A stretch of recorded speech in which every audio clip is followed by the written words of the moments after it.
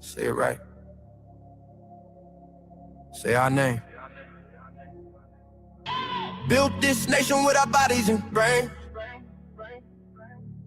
You benefit, don't give us credit, say our name. We FBAs, foundational Black Americans. You want us to fight every time you in pain, but when it's time to vote for, silence remains. Yeah. They wanna be us, from the style to the hair, from the lips to the hips, body shaped in our glare. They cross borders, profit off the fight, civil rights paid in blood just to stand in this light. Asia to Africa, you walk through the door, but this land got a history you can't ignore. FBI fought it, still fighting today, made room in the system that kept us away. You praise the same power that never chose you, turn your back on the ones that broke chains just to move you. Say we don't know where we come from, that's wild. North to the south, this land raised my child. Built this nation with our bodies and brains. You benefit, don't give us credit, say our name. Say our name, say our name, say our name. We FBA, foundation law, Black American. You want us to fight every time you in pain, but when it's time to vote for, silence remains. We were renowned, check the globe for proof. Streetwear in Japan still mirror our roots. K-pop chase the cage, study how we move. Rapper world language, everybody fluent. From Atlanta blocks to Mumbai lanes, Hannah McCann spitting bars, connected to the flame. That ain't hate, that's impact, that's reach. Culture travel worldwide when the source run deep. They copy the look, they borrow the sound, but skip the respect when we still hold the crown. Love the rhythm, ignore the pain, celebrate the wave, don't say the name. This was home, before permission, before approval. Say our name. Built this nation with our bodies and brains. Benefit, don't give us credit, say our name. Say our name, say our name, say our name. We FBA, foundational Black Americans. You want us to fight, every time you in pain, but when it's time to vote for, silence remains. Say our name, say our name, say our name. Say our name. Say our name. Say our name. Say our name. Don't need your respect. Never needed permission. We built everything when we weren't even seen as human. Biting the hand that fed you. Surviving on scraps. FBA stopped begging. We learn to build from scratch. Learn to build from scratch. Learn to build from scratch. Say our name. Say our name.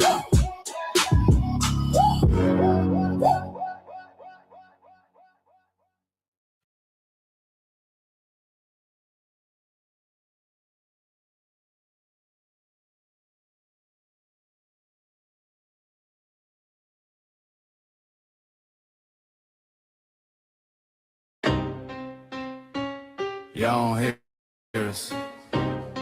Pull up a seat and motherfucking listen.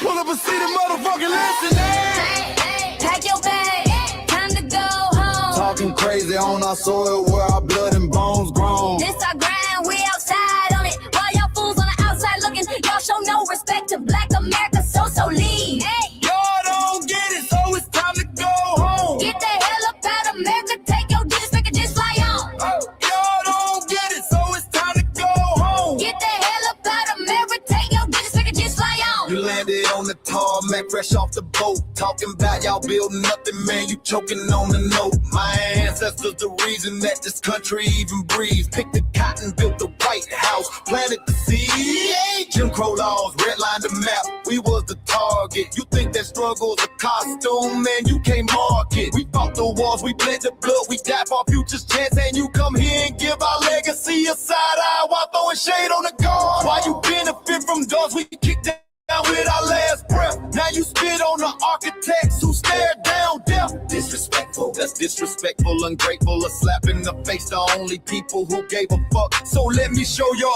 ungrateful ass to the right place. Ho, ho. Pack your bags, time to go home. Talking crazy on our soil where our blood and bones grown. This our ground and we outside on it. Why y'all fools on the outside looking? Y'all show no respect to Black America, so leave. Y'all don't get it, so it's time to go home. Get the hell up out America, take your dues and just fly home. Y'all don't get it, so it's time to go home. Get the hell up out America, take your dues and just fly home. Passport, the visa, the privilege to be here. Cause my grandma didn't march for y'all, so disappear from our land. You cosplaying our pain. Think it's a trend you can borrow, but you ain't inherit the ghosts of our sorrow. We the foundation, the bedrock, the soil, and the root. You not no branch on our tree, and unproductive people always cosplaying me. Talking about we ain't do nothing. You lost your mind. We built this from nothing, time after time. From the beginning to now, we been the backbone and muscle. Why you look down on the struggle and cause a whole tussle? The energy style was disgusting, it's whack. Oh. So let's make it clear. There's no turning back. This land is paid for in full. In blood, sweat, and tears, and dreams deferred. You don't get to come into a house we built from the dirt and telling Black America y'all ain't worth nothing. That's a violation. Facts. Pack your bags, time to go home. This our soil, on our soil where our blood and bones grown. Show respect, this our ground. Y'all just tenants on a leash. Or get the step. Show no respect to Black America, so leave. Don't get it, so it's time to go home. Get the hell up out America, taking your business, I can just fly home. Don't get it, so it's time to go home. Get the hell up out America, taking your business, I can just fly home. Yeah, fly little birdies. Fly on back to where you came from. This ain't for you. This soil is sacred. We said what we said. It's time for y'all to go home. So fly a little birdies fly. So fly a little birdies fly. So fly a little birdies fly. Fly far, far away from here. So fly a little birdies fly. So fly a little birdies fly. So fly a little birdies fly. Fly far, far away from here. So fly a little birdies fly. So fly a little birdies fly. So fly a little birdies fly. Fly far, far away from here. So fly a little birdies fly. So fly a little birdies fly. So fly a little birdies fly. Fly far, far away from here. Bye-bye, little birds.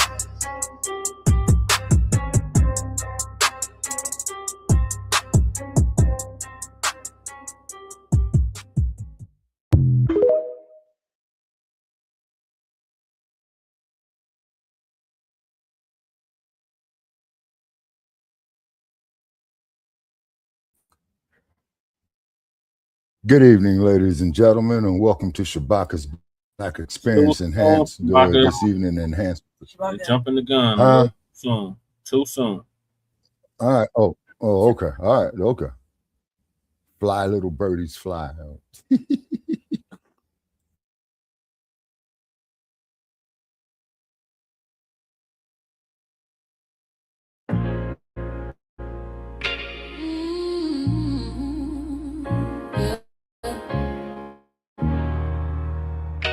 They thought we forgot, but we never forget. This one's for the rules. We built this land from dust and tears, 400 years, and we still here. They write new rules, but they don't see. Every freedom they got came off you and me. We planted seeds, they took the bloom. We lit the flame, they left the room. But we back now, no disguise.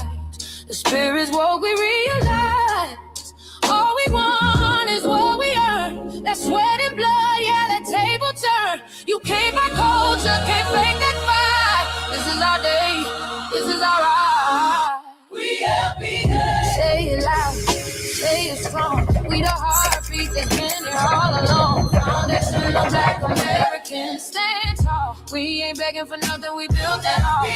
Born from pain and grace, you can see the truth written in our face. We the soul, the sound, to fight the flame. Foundational Black Americans, say our name. They love love our rhythm, but they dodge our blues. Use our voice when it fits their news. They take our sound, but not our scars. We the backbone, we the scars. Now the veil is gone, the mask is clear. We see the game, we know what's here. No more silence, no more lies. We lift that flag and watch it rise. Rise up, rise up. We the ones that made this nation breathe. Our veins are power, our roots are trees. We know worlds. It's rhythm and grace now, and now we're here reclaiming our rightful place. Can't copy courage, can't steal pain. You can't inherit soul by changing names. Our story ain't done, it's the revival. We guard the gate, it's about survival. We FBA, say it proud, say it loud. The world dances on what we vow. Foundational Black Americans. Still we stand, still we fight, still we demand. Every block, every song, we've been right here all along. The soul of a people strong and free. Foundational Black Americans.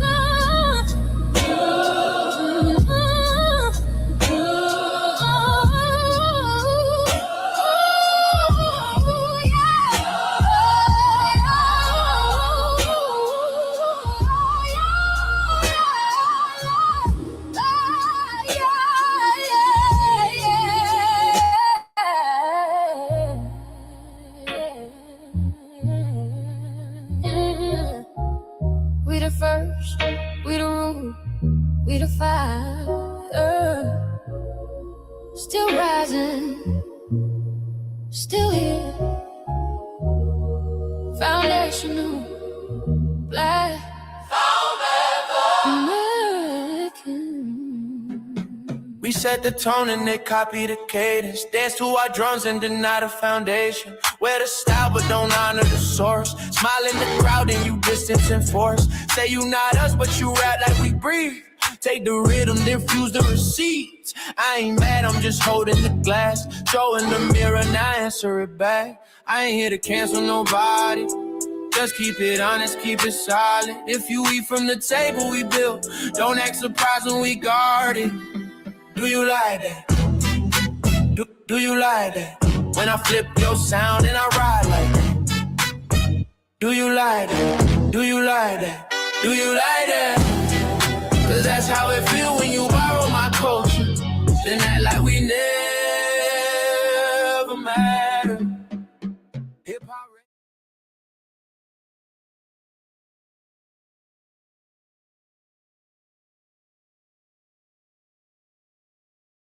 Mike Larry.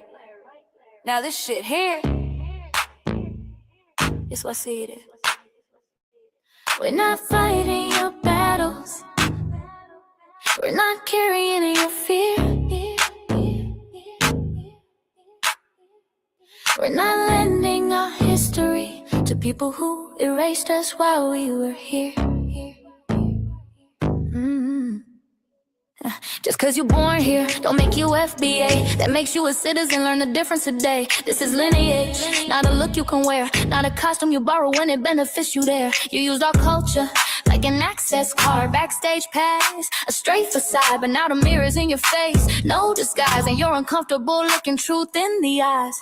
We didn't leave our land to beg for a chance. We stayed, we fought, we took every advance. That's the separation, that's the line you cross. We paid the price, you learned the cost. You waving your flag on our soil, but fighting not to go back home. Waving your flag on our soil, building comfort on a foundation you didn't own. We waving our flag, red, black, and gold. Stood our ground, never sold. You waving your flag on our soil, but scared to build what you claim you love. Our humor, our style, the way we move, the smoothness, the sound, the things we prove. Music we birth, language we shape, innovation forged under constant escape. Warrior spirit means stay and defend, not flee your land and rewrite the end. You call it success, but don't confuse the two. East came after what we went through. You abandoned your land and called it strategy. You waved that flag loud, but won't return to build your legacy. That contradiction tells the story for you.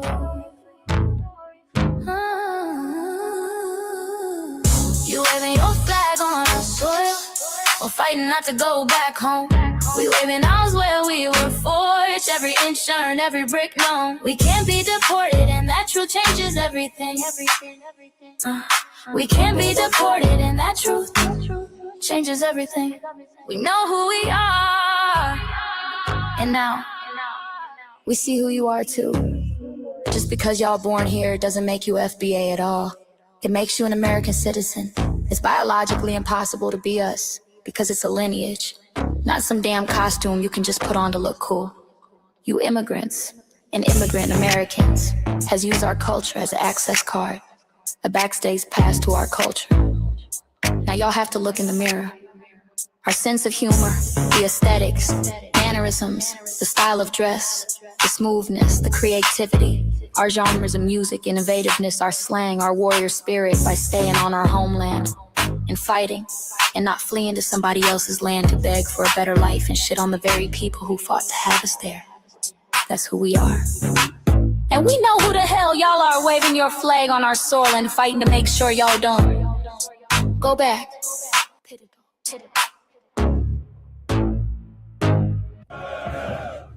You can't leech off our culture anymore. Beat it!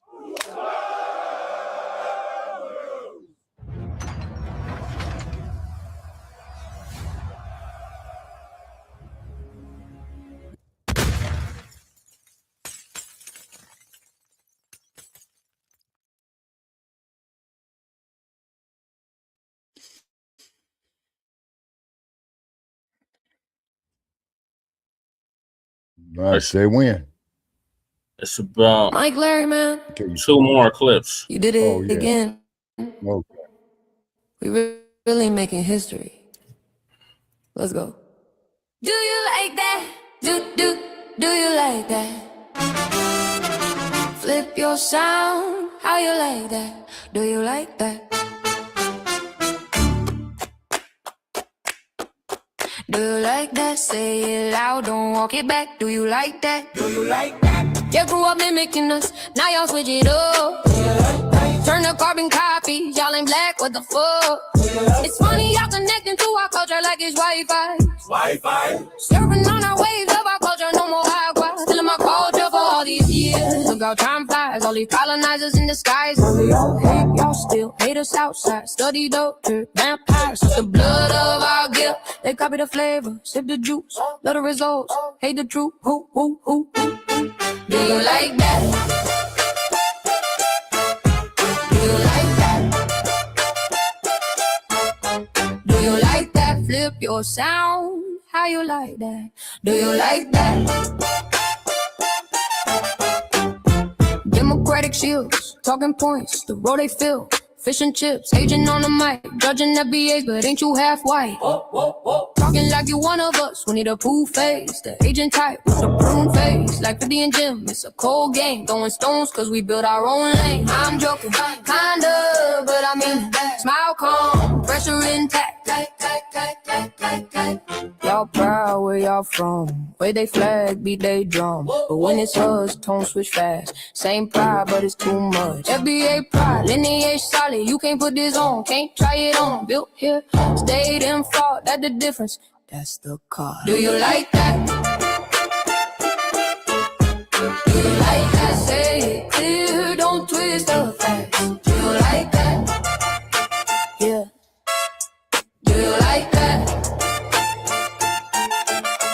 Do you like that? Point made. No edit. No care.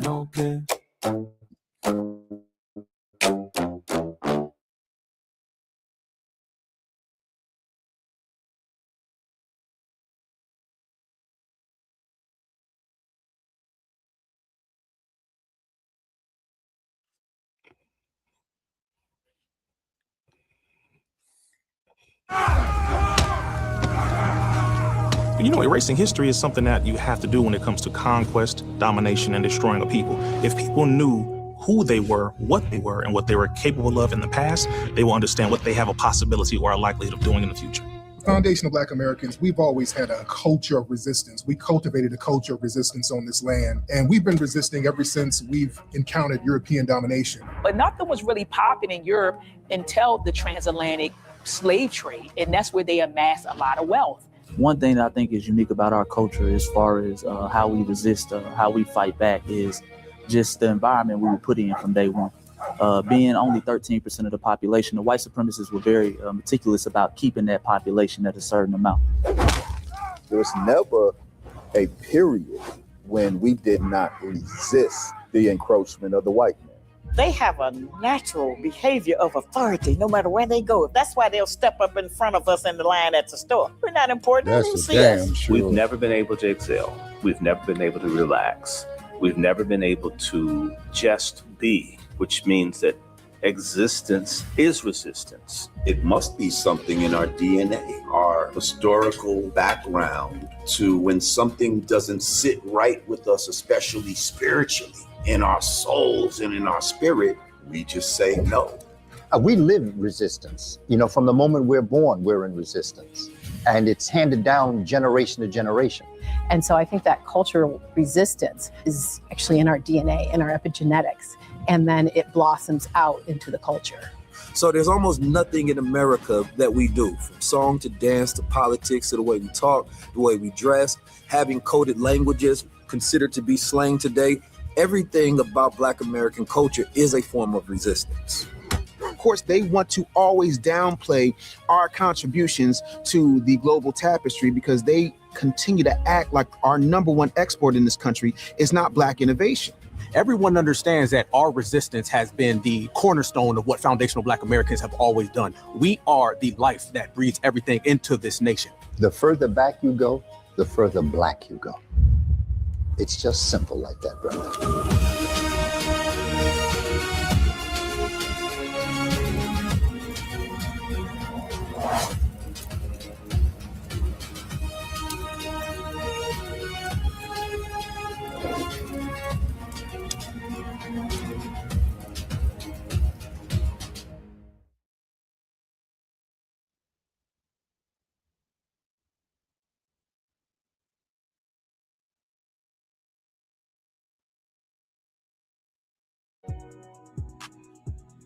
Introducing the B1 Rolodex, the easiest way to search for and support FBA and B1 businesses.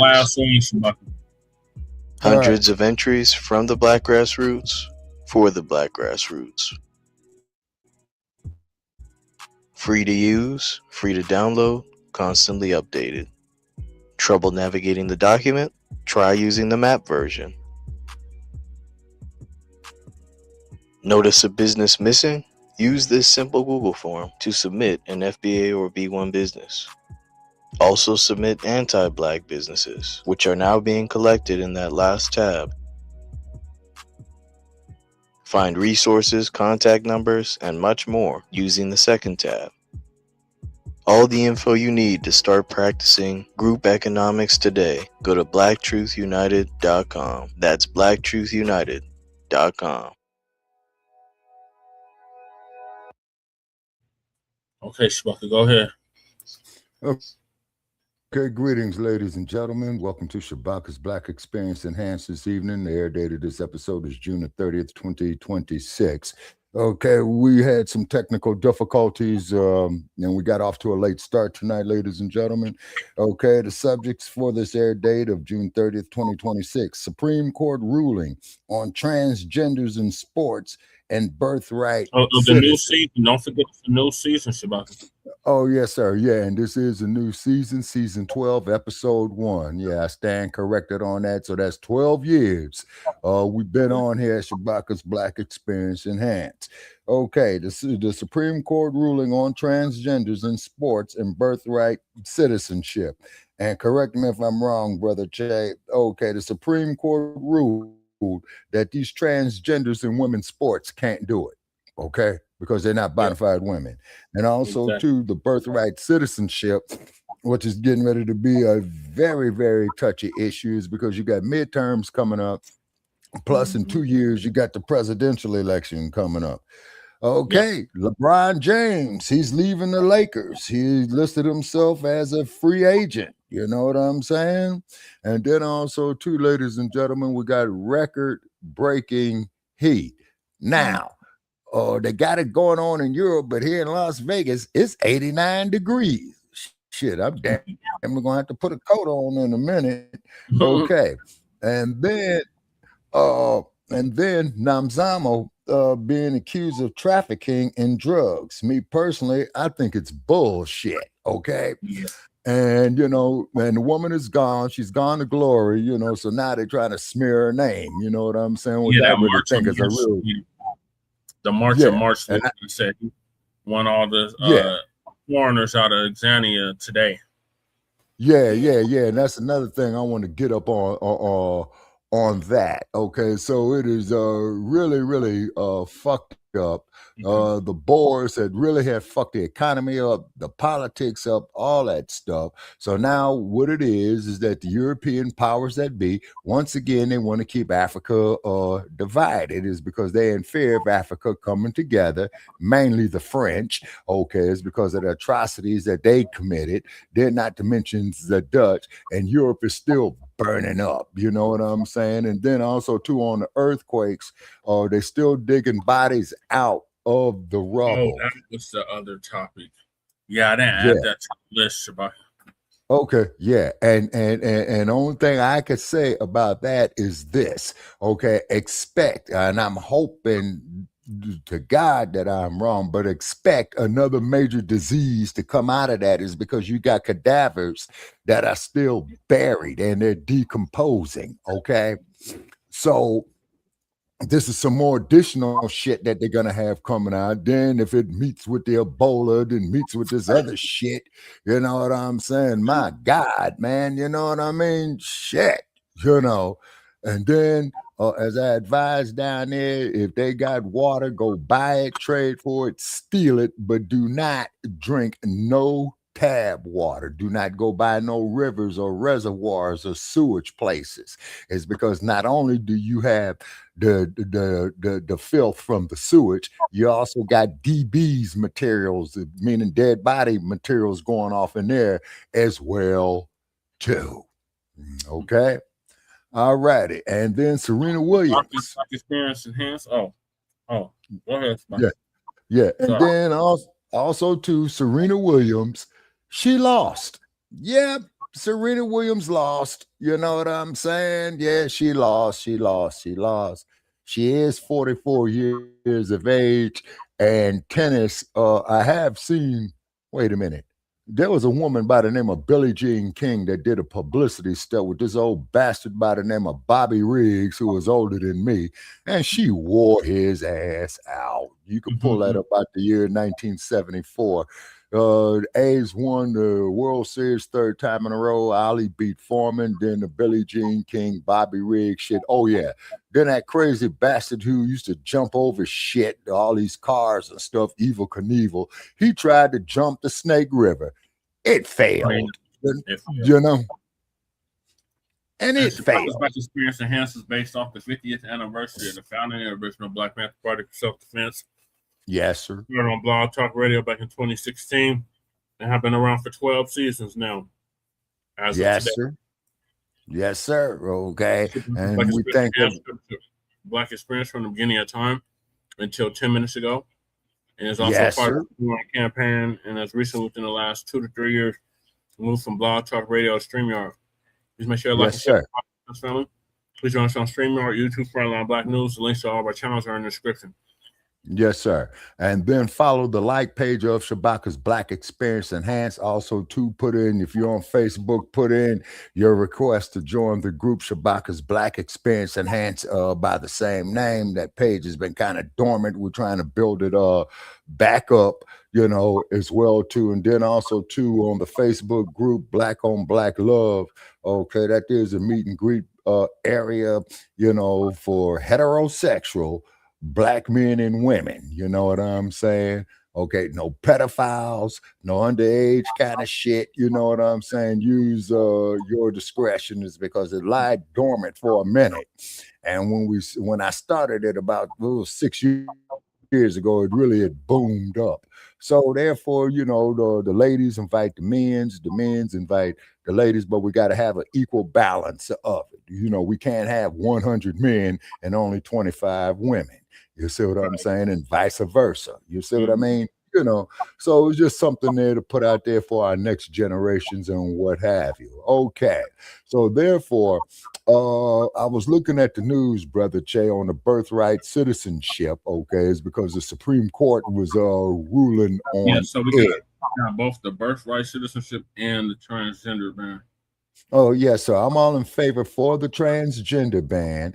Them people can go out there and form their own damn leagues. You see what I'm saying? And the Supreme Court did right on that one right there, is because if I got a daughter, a bona fide daughter playing in organized sports, you know, basketball, football, what have you, baseball, things of that nature there, and then some damn dude with a 5 o'clock shadow shoving ketchup up his ass talking about that he's a woman, that's not gonna fly. I agree. That's not gonna fly. Okay. So Supreme Court allows state bans on transgender athletes in girls and women's sports. Exactly, as well as they should, because even the women were saying is that the damn men try to go off into their locker rooms, you know what I'm saying? Yeah. And the women were saying they felt very, very uncomfortable with that. Right. You know, up there in the women in the room, and then this motherfucker up here swinging a damn Johnson. You see, you know, no daughter of mine, granddaughter, niece, or whatever ain't gonna be in there because I would do horrible and terrible things to that bastard. He was at the one of my homeboys. He was at the fitness gym, right? And there was one of them in the locker room with his wife. Oh shit! Hell off. And they banned her from the damn fitness gym. Okay, the man or the transgender? They banned the man. Oh, hell no. That there is an insult to him, and that's also trampling on that man's civil rights and on that man's human rights, because he's going there to protect this woman from one of these messed up individuals in the head, okay?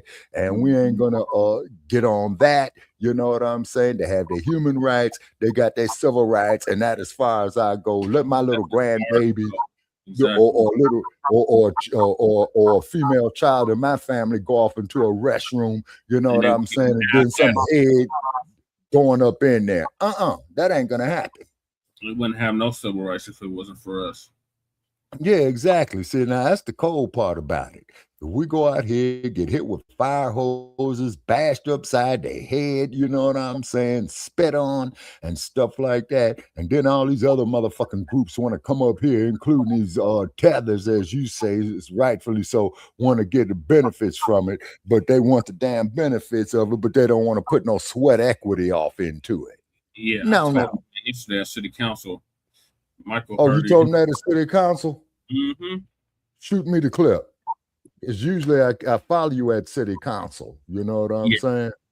Yeah, shoot me the clip on that. You know what I mean? Because how the hell, you know, these dudes going into women's sports, don't the bona fide women have to go through high levels of competition and go through the human drama of athletic competition as well, too? You see, they're not to mention the fact, look at that sick son of a bitch, you know what I'm saying, who they sentenced with the judge get his bastard 989 years where he won't be eligible for parole except if he's dead. You see, the violation that he did. You see what I'm saying? You can't have this shit, okay? Now, you people out there with them alternative agendas, okay, you got your human rights, you got your civil rights, but you're not coming to me with that shit. Ain't no damn 5 o'clock dog-faced Joe with a 5 o'clock shadow worse than mine shoving ketchup up his ass talking about he's you disrespecting my mama's memory. You know what I'm saying? Right. Exactly. And the grandmamas and the great-grandmamas and the little nieces and all the aunties and the mother-in-laws and stuff like that. You know what I'm saying? So let the hateration begin. You know what I'm saying? So hopefully, you know, we get our usual crew in tonight. You know, a short video, Shabaka. Huh? I sent you one of the videos. Oh, okay. Okay, hold on the private chat. Oh yeah. Okay, yeah. And this is the video, man, that is short about the Supreme Court's ruling, correct? The one I sent in the chat is me going off at city council. Oh, okay. Yeah, okay. All righty. Okay, so we're gonna have any news. This clip I have on the screen, yes. That's about Okay, so I'm gonna go on mute and look at your YouTube right here. So I'm gonna be bouncing back and forth. Let me introduce Michael. We got Michael. Oh yeah. Most definitely. Greetings to you, Michael. Yeah, Shabaka, Jesse. Hey guys. Yeah. And there's never a dull moment here. You know what I'm saying? Okay. Yeah, 12 seasons. Yep. Okay, so let's check out the special report right here.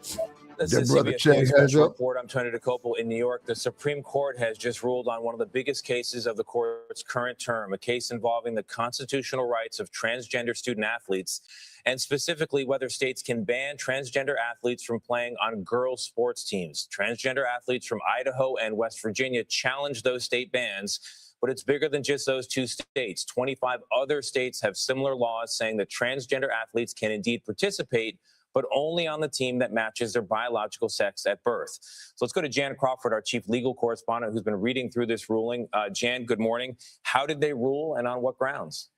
Well, the justices in a ruling by Justice Brett Kavanaugh are saying that states can ban transgender athletes from participating in women's sports. They're saying that these state laws, you mentioned there are 27 of them, more than half of the states have these kind of bans, that they don't violate the Constitution's Equal Protection Clause, and they do not violate Title IX, that landmark 1972 law that really leveled the playing field for girls' sports.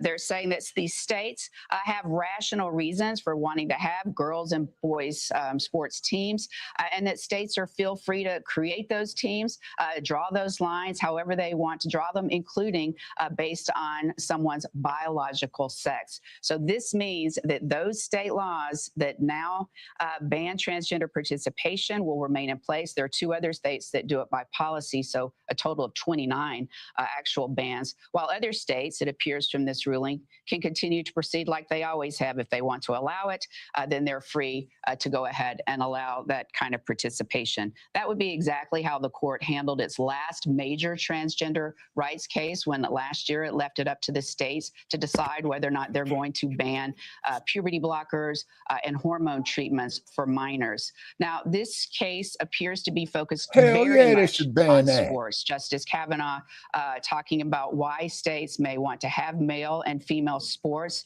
the differences in the biology of girls and boys, and potentially safety reasons. It's very focused on sports, which means it doesn't resolve the broader issues about transgender rights. For example, the status on a passport or military participation. The court is also not deciding exactly how it wants to treat transgender rights in terms of their constitutional status. Are they going to subject it to kind of a heightened discrimination like they would racial discrimination, for example? They're saving those issues, those very big issues, for another day. But again, a major ruling, Tony, on an incredibly contentious issue that has divided the states across this country and our politics. Whether transgender athletes can participate in girls' sports, whether states can ban them from participating in girls' sports. Today, the court is saying yes, states are free to do that under the Constitution and under federal law. Tony. All right, Jan, thank you very much. Let's bring in Jessica Levinson, a CBS News legal contributor and Loyola Law School professor. And Jessica, I'll just read a quote here from the opinion by Justice Kavanaugh. He writes, "The states argue and the court agrees that the interest of safety and competitive fairness are important interests for the purpose of equal protection. And the state's sex-based classification, limiting women's and girls' sports to biological females, is substantially related to those interests." Your reaction to the ruling today?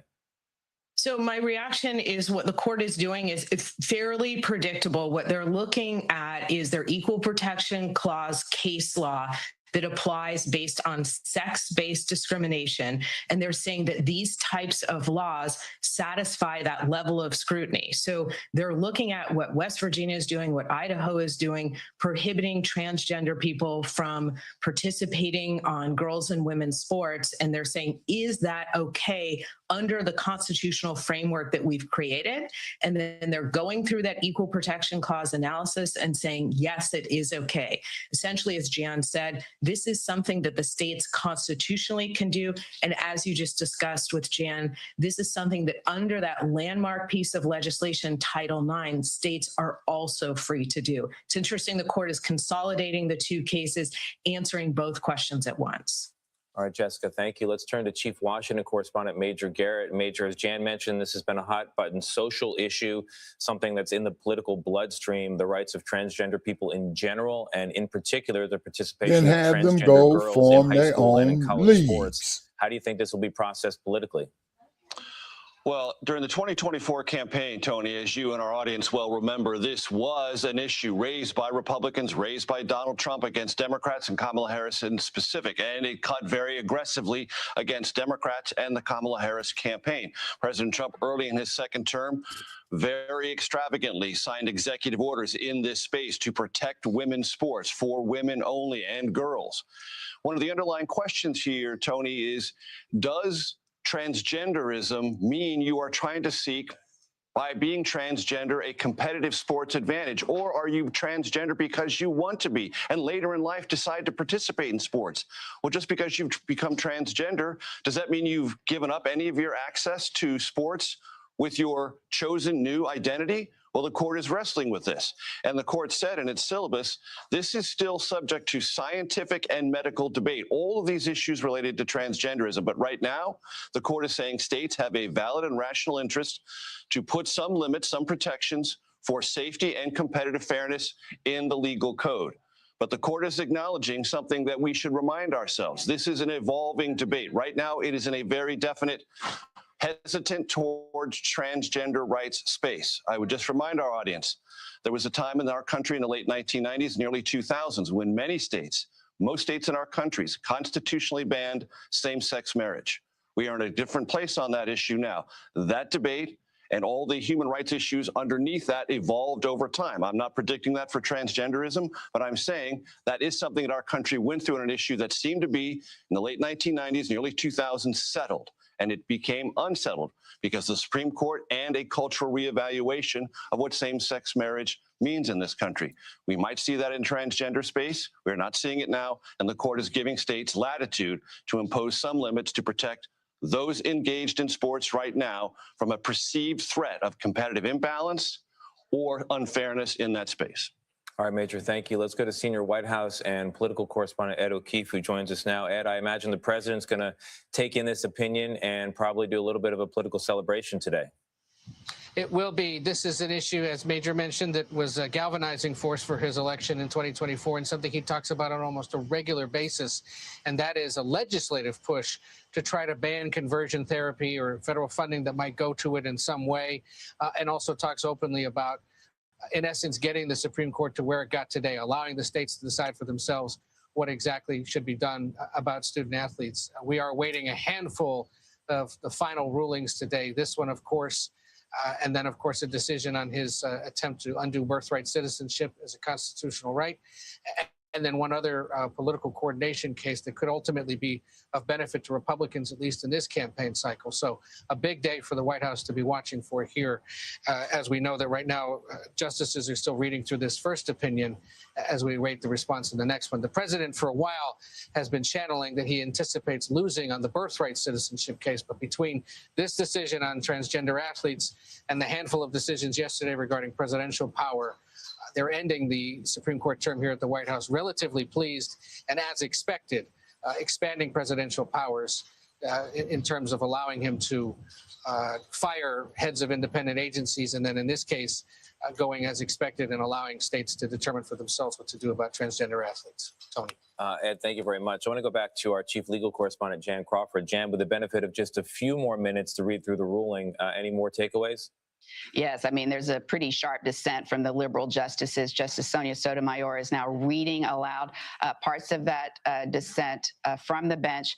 And also, as we were talking about, what does it mean for states that currently allow transgender athletes to participate in sports like California and New York? The court, again, as we discussed, making clear that this ruling is not affecting those states. They are not ruling on that issue. There's going to be some legal challenges, I'm sure, ahead to those states and how they're handling it. But right now, the court is simply saying that states that want to ban transgender participation in girls' sports can do that under the Constitution and under federal law. Jan, for the benefit of our audience here, what's the significance of Justice Sotomayor reading aloud her dissent from the bench? It's something that the justices say when they feel very strongly about an issue. And we've seen these liberal justices feel pretty strongly about a lot of these cases. We've seen a lot of dissents being summarized from the bench recently, but historically, that's your signal that the justice wants you to listen and to pay attention to what they're saying in the dissent, because they believe what they have to say is so important, and they're registering their strong disagreement with what the majority is doing, Tony. All right, Jan, thank you very much. And a note to our audience, minutes from now, we're going to get the Supreme Court decision on birthright citizenship. And when we do, we'll be back on the air as soon as that happens. Meantime, our coverage will continue on our streaming channel, CBS News 24/7, on your local news, and tonight on the CBS Evening News. Many of you will now return to CBS Mornings. This has been a CBS News Special Report. I'm Tony DeCoppel in New York. Okay, they did uphold, Brother Che and Michael, the birthright citizenship. Yeah, that they did do. There's a clause, Shabaka, which we're going to get into next. What is your thoughts on transgender ban? Oh, I'm all for it, man. I'm all for it. Right. Because I got little kids in my family that want to do sports, and the last thing I want is my little girl cousins and what have you going in the damn locker room and some damn dude is up in there. No, that ain't gonna fly. Right. At all, in the least. And we keep saying it. We've said it here at Frontline Black News. Other social media outlets have said it. I believe even Lisa Cabrera has said it. Have them form their own damn leagues. Right. You see, that's what they could do. Form their own damn leagues. You know what I'm saying? And then they want to go in there, man, off into their woman's restroom and shave and switch razor blades. Fine, that's on them. Yeah, it's getting beyond ridiculous. Yeah, man, it's getting redundant, Brother Che. You know, it's fucking redundant. Which means it's way beyond ridiculous. You know what I mean? Yeah, that's what I'm saying. It's beyond ridiculous. It's getting beyond ridiculous now. Like that. Yeah, it is. You know what I'm saying? But I tell you, they're trying to turn my state into a trans sanctuary. They're trying to turn into a trans sanctuary. Interesting. But I tell you what they need off in them transgender locker rooms. Want to mess with their woman? They need to put Clarissa Shields' ass in there. She's undefeated. Let's see, you know.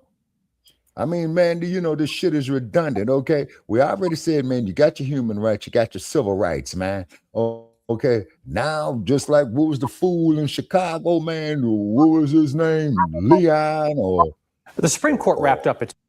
Yeah. Yeah, I was gonna say. Oh, go ahead, Michael. Yeah, go ahead, Michael. Yeah. So this one, I know it's gonna sound a little neutral from my perspective, but I definitely understand where you come from, Sabaka and Jesse. Yeah. Right. So this one, you're probably gonna disagree with me, which is fine. So yes, transgender rights is becoming, too. I don't say too popular, but I definitely know that it's taking so much focus and people's time away from like real issues. Right. Exactly, Michael. In other words, not cutting you off, not cutting your wisdom, but they're trying to shove it down our throats. Yes, and pretty much, dilute your guys' fight for limited space, casting reparations. for American freedom to tell us, like, and of course, issues that Americans are impacted by the socioeconomic, inequality, corporatization, and the reason why Democrats introduced transgender this, transgender that, because of Obama's legalization of same-sex marriage. Right. Glad you brought that up, is because, see, Michael, the point is what Obama said there in Kenya when the president of Kenya told him to shake the spot. You see what I'm saying? He was trying to, and shake the spot means get up out the neighborhood or leave. Okay. Right. And then he tried to force that shit, man. And President Kenyatta says, no, man, no. You see what I mean? And then they trying to ridicule people. Then they trying to ridicule people who are against that shit. Well, you're a homophobic guy and all that. No. I just think that you're out of your fucking mind and that you are harm to children. Right. But you got your human rights and you got your civil rights. Right. You know? Right. And also because but you're not going to sit in there messing with little children. I'm sorry. Go ahead, Michael. Right. And also because I think the transgender people, when they saw LG, I can't pronounce, let me say gay people. So the trans people saw gay people becoming too powerful. And the trans people were like, hey, gay people, you guys become so powerful. Why don't you include us? And I think that really the transgenderists put a lot of pressure on gay people to include them. And I didn't expect that after Obama legalized same-sex marriage in 2015 or 2016. 2013. Right. It was before 2016. 2015 to 2016. Right, second term. Yeah. Right. And and I mean, I just couldn't believe it. So I'm pretty much mixed about it, but this is what I do think. I do think that trans people need to learn from FBS and just delineate and create their own leagues, because if other groups of people don't, trans, and I think trans people should definitely create They their don't have enough of them. And enough of them. Right. They don't. They try to make it seem like there's more of them than it is, and it's like much less. Yeah. Right. I understand, and also because the transgenders are distraction. Who created is really the centrist Democrats, because most transgender people, right, they come from higher socioeconomic background. Oh yeah. So Now wait a minute, though, Michael. That's a point. Yeah, you are absolutely correct. And a lot of them got money. And then keep in mind, man, you see where Silicon Valley is based at, right? Okay. Right. So therefore, they could definitely force that agenda on us against our will, man, digitally. You see what I'm saying? I see what you're saying. Yeah, I definitely understand. So I do think it should be complementary, but transgender should not be the overall, focus, because American freedom have lineage they need to fight for. Other groups of Americans got economic issues that need to be fixed at home, because transgender, like what Philip Scott said, does not pay the bills, right? Exactly. It's just like freedom of speech does not pay the bills. What's going to pay the bill is rights with economic remedies, especially for American freedom, and then of course for other Americans, which is secondary. Okay, then also too, Michael, as Brother Chad pointed out, man, a couple of years ago, is that they used to force that shit on a plantation system with our people too. Yeah, I heard about that. Yes. Shit. And they would do it, Michael, in front of his wife, but mainly in front of his son. You see what I'm saying? Yeah, they always have his son front and center, and they would do all kind of horrible shit to the brother. Sodomize him, man, beat him, you know what I'm saying? So therefore, what it happens is that the black woman is saying in her subconscious, well, this man can't protect me. What happened with the black woman? She wound up becoming a bed wench. Right. Yeah. See, and that's what I was arguing about with that dumb Bunny Sarge about, well, man, that was a natural order of things. I says, No, natural. You know what I'm saying? No. That's not natural. Rape is not a natural act. You know what I'm saying? Yeah, socially constructed, right? It's not a natural act. You say?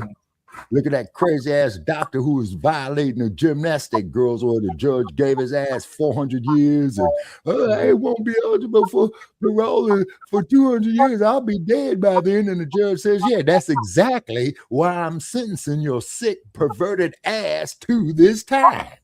Right. And if I'm not mistaken, Brother Chad, I think that dude tried to take it to the Supreme Court, man, and they rejected his appeal. Yep. Hey, Jesse, quick question. Were you surprised Phil Weiser was about gay pride? Surprised or not surprised? No. I wasn't surprised in the least.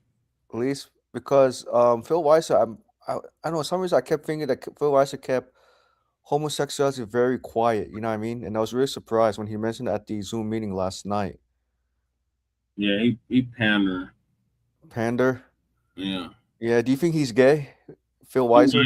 I mean, he might be. He's married, but, you know, there's a lot of beards running around. So. Yeah, and also gay and transgender people, there are a lot of Karens too.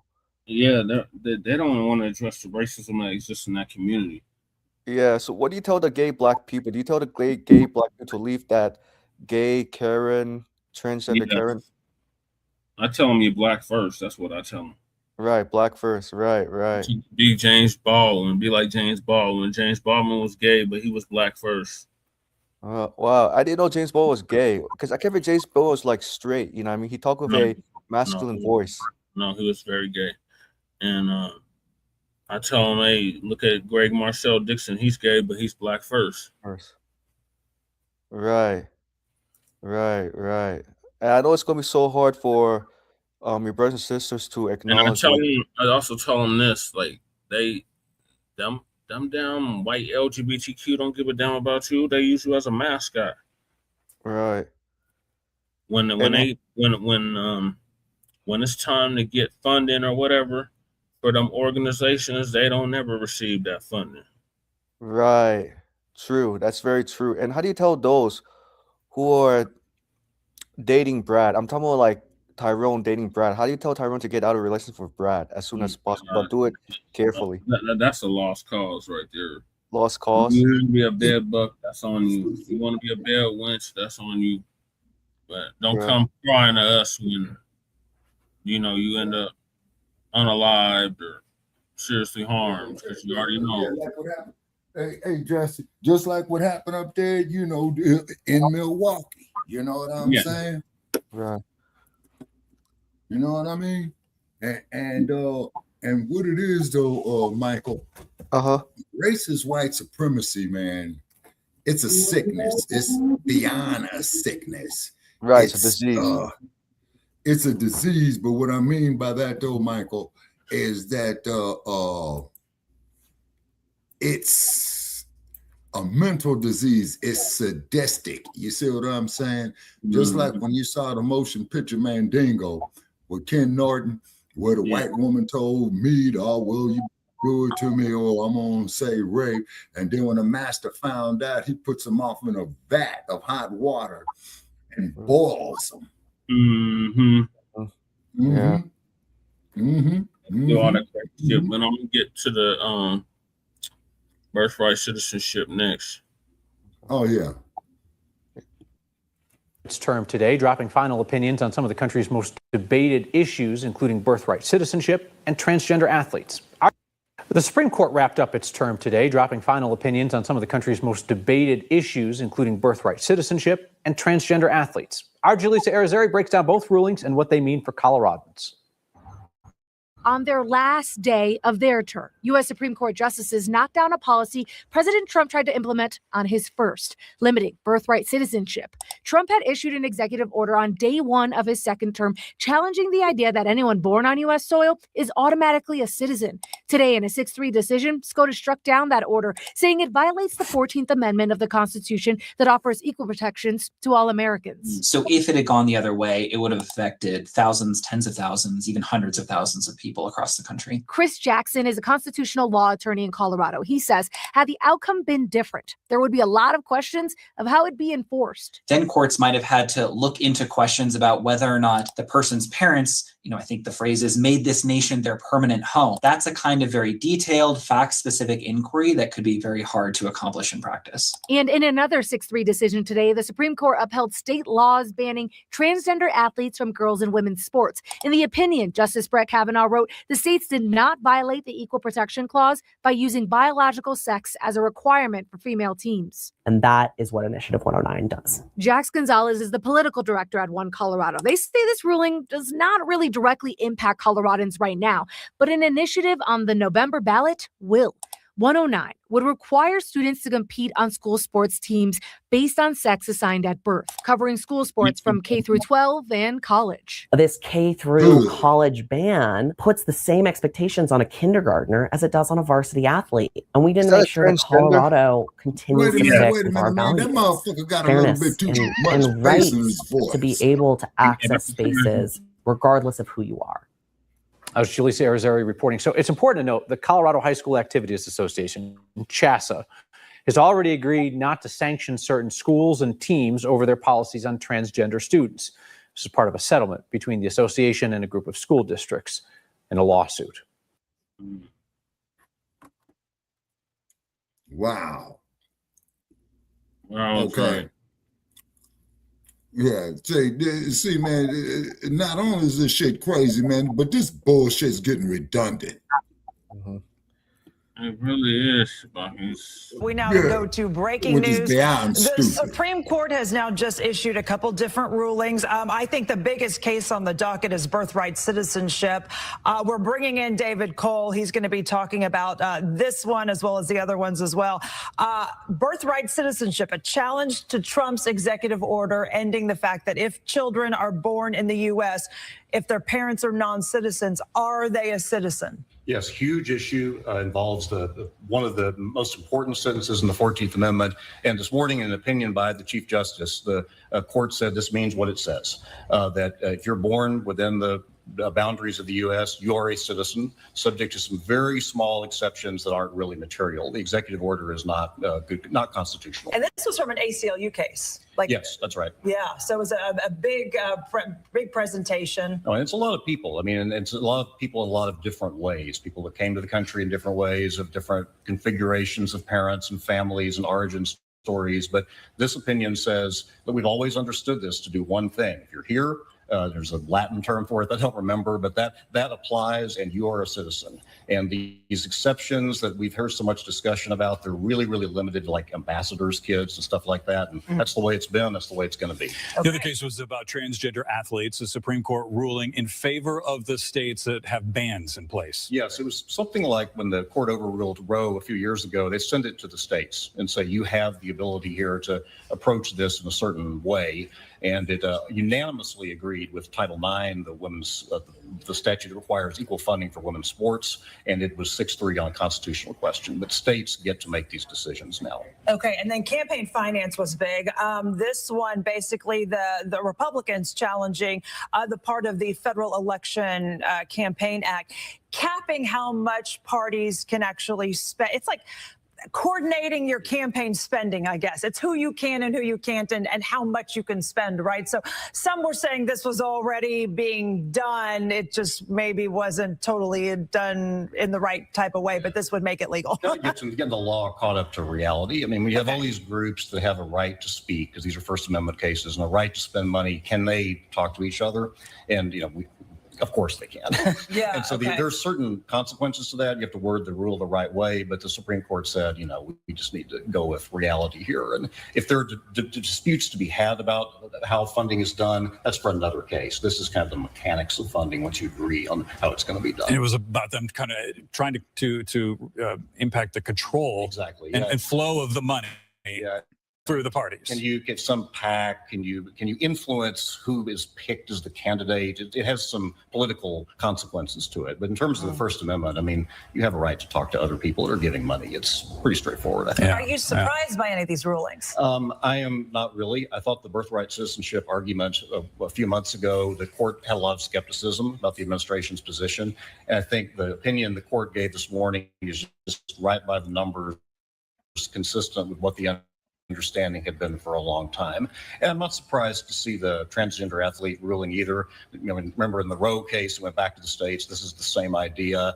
And the Chief Justice, or Justice Kavanaugh, who wrote the opinion, who, by the way, is a big sports coach, right? Coaches his daughters. Yeah, says, right. There are legitimate issues here with safety and so on. And we generally defer to states when that kind of thing is being discussed.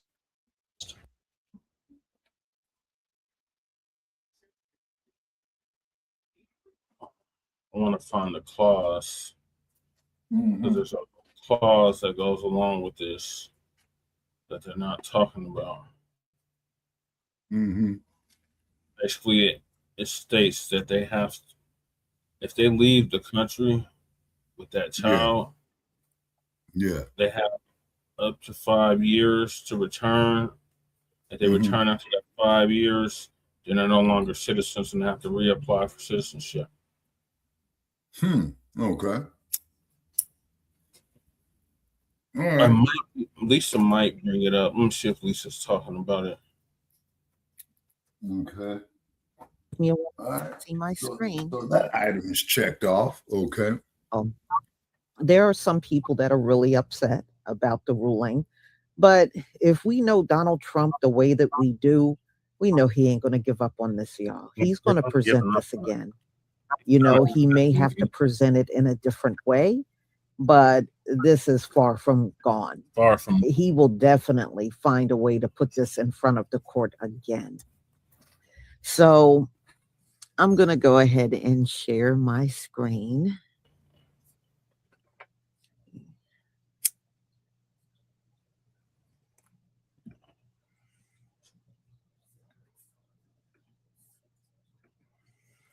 Okay, And please it's give me a moment 87 to see my degrees here, screen. man. Having a cold wave now. Shit. Cold wave. It's 69 here. Oh, hell no, man. Y'all gone back into the ice age. Thank Fuck you. that, man. It 69 was 90 degrees. something degrees today. That's very refreshing. Your Did y'all legal have any breakdown of the birthright thunderstorms there so citizenship we could cases hijack and the some more other water? cases issued by the Supreme Court Ain't no today, rain June falling off the 30th. clouds. Malloy and Relifa don't play well on television. And here we go. The Supreme Court, in a 6-3 decision, upheld birthright citizenship, saying that children born in the United States to immigrants are subject to U.S. jurisdiction and are citizens at birth under the 14th Amendment Citizenship Clause. Donald Trump's executive order is unconstitutional. The Supreme Court just struck down the limits on what political parties can spend coordinating with their candidates.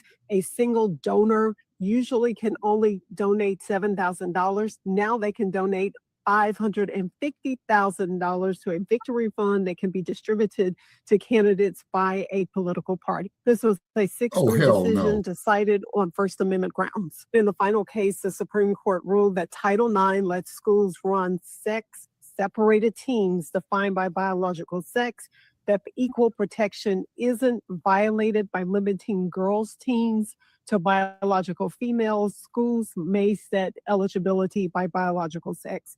Those are the final rulings for this term. Let me know what you think in the comments and share, follow, like for more legal analysis. So I'm going to be breaking down all of these cases in depth. So this, if I understand it correctly, Patty, essentially came down to an interpretation of part of one line. It does. The jurisdiction thereof that's in the 14th Amendment.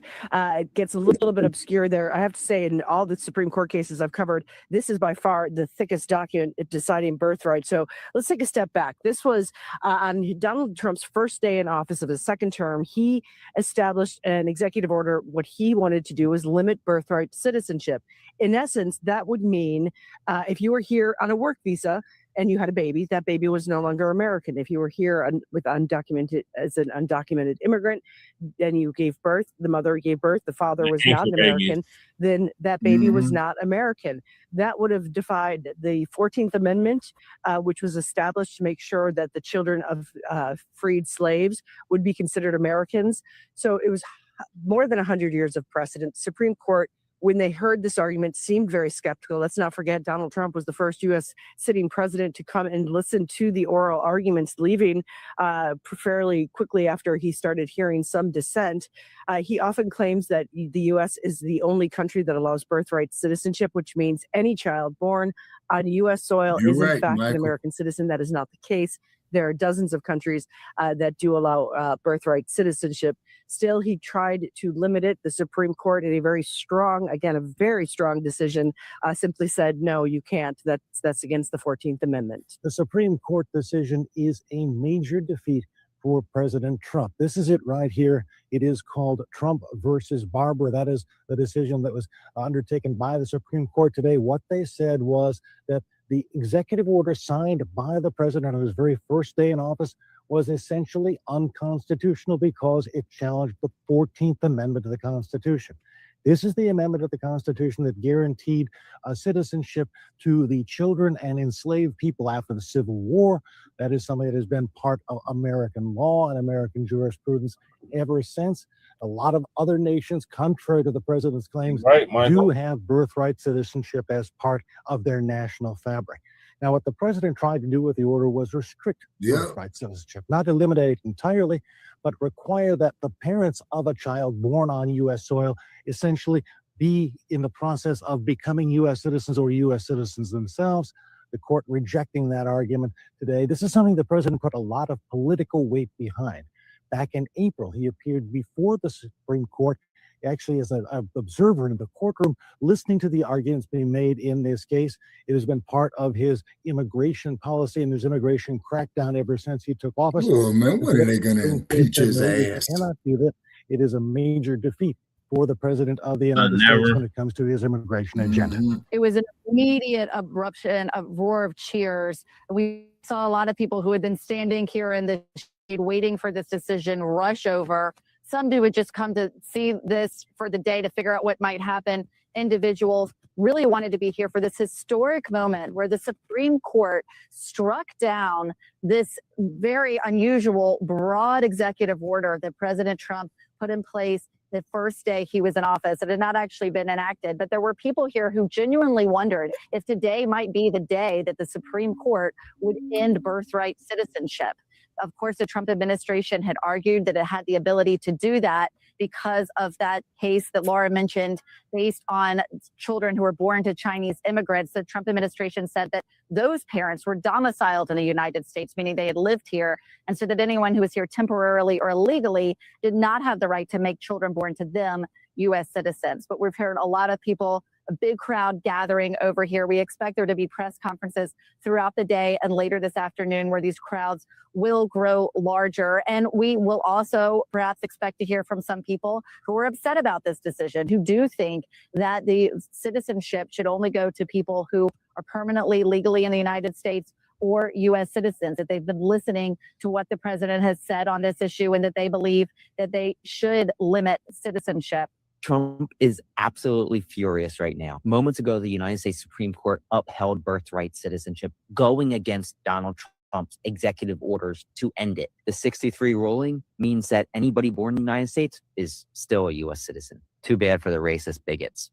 This is a hugely consequential moment for our constitutional structure, a landmark ruling from the Supreme Court striking down one of the most controversial moves the president has made in this second term. It was a move that no other president had tried to do before, essentially rolling back a right guaranteed under the 14th Amendment to the Constitution, a right to have citizenship guaranteed automatically, no matter the status of your parents, no matter if they are undocumented, no matter if they are here temporarily, if you are born on U.S. soil, the 14th Amendment says that you get citizenship automatically, full stop.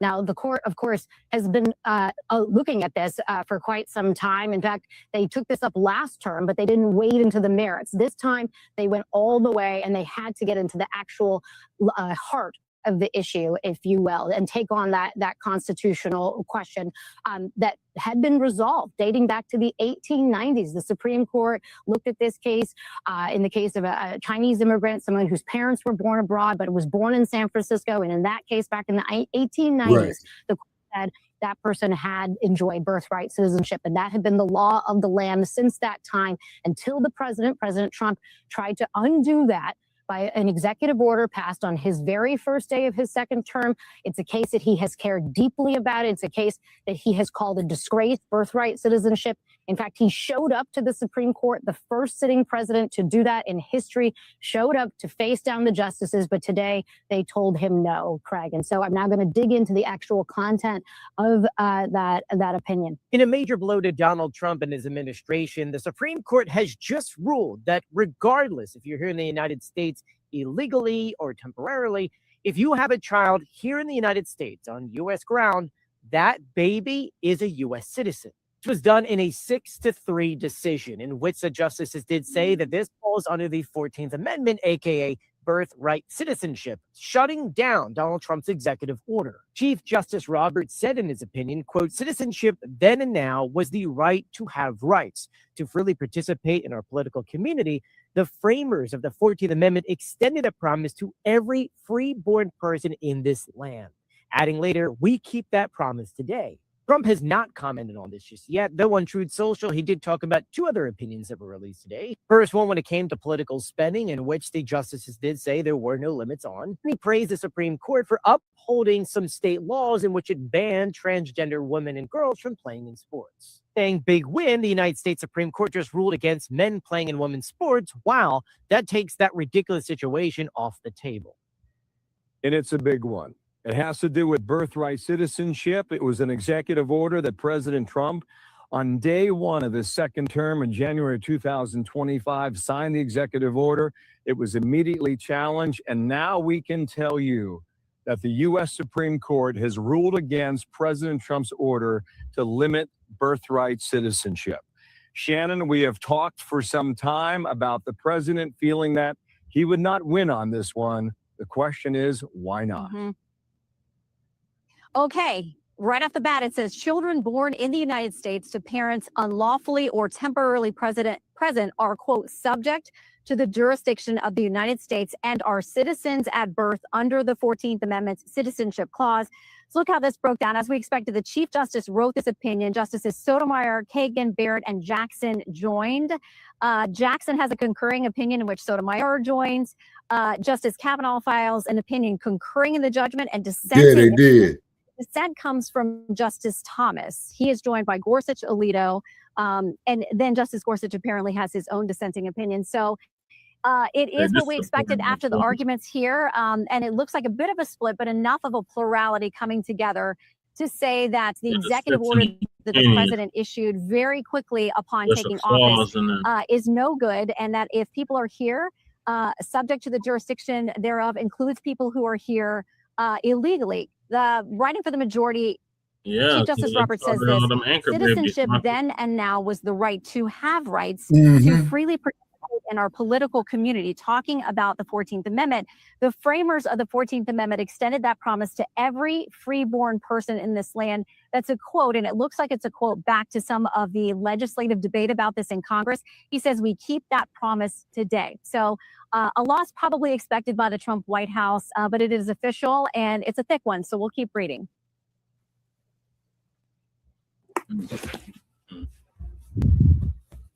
Well, one thing I will say about this issue right here. So, you know, Donald Trump lost this one. I know there were a lot of people hoping that it would have been a win for Donald Trump. But no, but like I said, y'all, just keep your eye on this going into even 2027. Yep. This will definitely try, you know, he'll definitely try to present it. He might present it again in a different way. But he's the type of person that if he don't get what he wants from a judge, he just goes to another one. That's his usual pattern. So, y'all, I'm going to go ahead and conclude. Thank you so much for being. Well, thank you, Lisa. Okay, now. I was hoping she was going to go on down what Thomas said, because Thomas, he went into detail on why he was against it. Yeah. Maybe Nathan. Yeah. So, Jesse, were you surprised that the birthright system was maintained? Was I surprised? No. Because I thought that you wanted to score big on this one, and I knew you. I mean, I did because I thought it opened the door for us to get our reparations. But I'm not surprised because it's bipartisan. They both want to keep these anchor babies and illegals over here. Right, and you think it has to do with whiteness, right? Yes. Yeah. Now, here's something else that you all got to look at, man, that I just learned right here. Guess what? What? Any other cases going before the Supreme Court, the earliest that they will be heard is in October, because the day was their last day in session for this time. So this ain't over. Like, the Republicans is already working on something right now to combat it. Right. And the cold part about it is, Jesse, with it being an election year, and they don't have to come back into the court, man, until October. Say, do y'all see some type of shenanigans going on right here with this? Yep. Yeah. Decision we've been waiting for a long time. So we're going to as the subject is, okay, they should have ruled on this here 2 months ago. Yeah. Because now you got to wait 6 months, man. Wait a minute, what's this here? July, August. Oh shit, that's I got to pay damn auto registration. September, like October. 5 months. So they shut down for 4 months. You see what I'm saying? Now, remember, people, it's chess, not checkers. What's happening the following month, man, after October? The election. Right. You see? So what you're saying, Sabak, is right. So Sabak, what you're saying is really timing for these cases. No, that's exactly what I'm saying, Michael. That's exactly what it is. It's chess, not checkers. Michael Bennett lost. Yep. Anna DeGette lost. Wanda James lost. And who else lost? It was somebody And else. all these are demos, right? Yeah. Hey, Jesse, I was surprised Michael Bennett's Jewish. That shocked me. They're both Jewish. Phil Really, I couldn't tell the difference. You know what I mean? Yeah, they're both Jewish. Wow, I was shocked when I learned about it, especially Michael Bennett. Yeah. Because last name Bennett, Bennett's not a Jewish name. You know what I mean? Yeah. Right. Yeah, the hell with Michael Bennett. I ain't never been a fan of him. Yeah. And I got to say this. Oh, my God. And, Teddy, man, Teddy was horrible. Kicking me off of Zoom last night. He kicked you off? Yeah, when I pressed him about reparations, like what's Phil Wise's stance on reparations? Because I followed with Teddy so many times. Every time Teddy responds to my call, it's always excuse. Let me get back to you later. I'm really busy. Because when I asked him a long-ended question about We reparations, will hear argument this morning in case 25-365, Trump versus Barbara. General Sauer. Mr. Chief Justice, and may it please the court. The Citizenship Clause was adopted just after the Civil War to grant citizenship. And establish domicile. I'm trying to find what Thomas said. Yeah.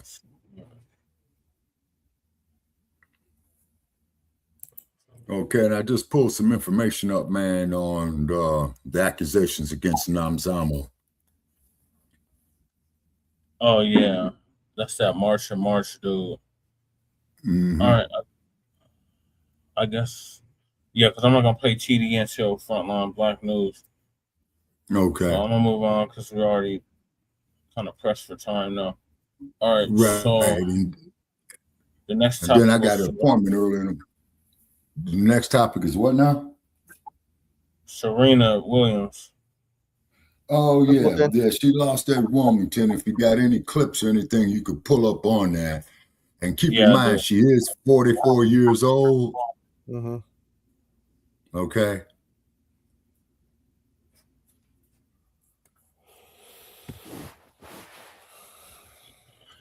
To who knows what on her playlist. Oh, that's too bad. It's already 10 o'clock. Yeah, Michael Bennett lost. He already conceded to Phil Weiser. Yeah, there's going to be a whole lot of these Democrats losing seats too. Yep. Particularly in November. And listening to who knows what on her playlist. But she doesn't need to be shown the way. Serena Williams on her way down onto the court.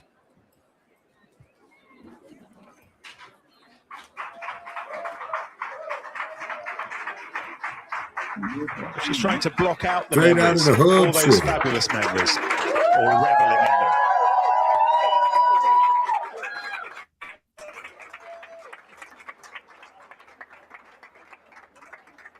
Oh wow, she's been Names on playing the for so board. many years. No, And I her take it name back. almost as much as anyone.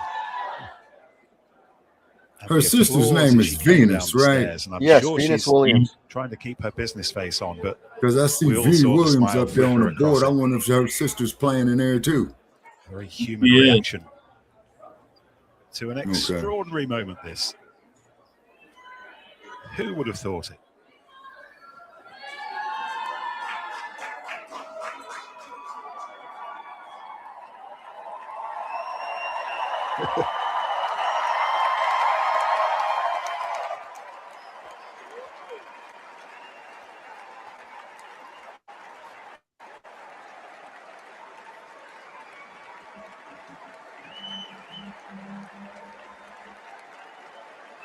Well, I don't know. Eyes closed.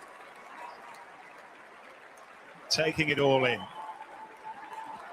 As are the family. Olympia and Adira and her husband Alexis and her sister and her brother-in-law and the whole of Centre Court. All the years, all the memories. Debut here as a 16-year-old back in 1998. And now Almost at the age 30 years. of 44, 45 in September. Yeah, Serena, Michael, I remember when her the and Wimbledon her arena. sister were little kids playing in the amateur tennis in the 1990s and in the 1980s and 90s in LA. Maya Joint Maya Joint. won the to toss, serve. and she Ready? will serve first. Play.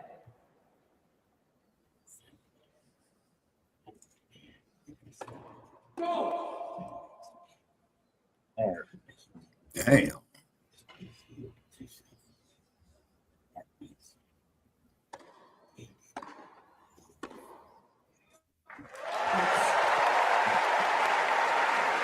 No, you ain't looking too hot there, sister.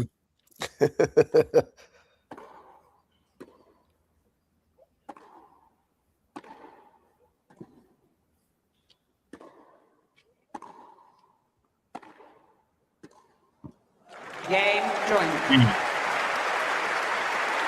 Yeah, she's rusty as hell. Yeah.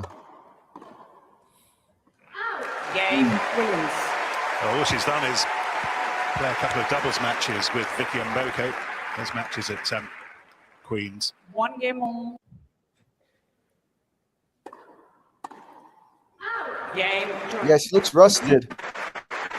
Yeah. So far, so good for Maya Joint, for Sam Stoser and Chris Marnie in her coach's box. Now, we're at one end of Centre Court. Look. Oh, shit.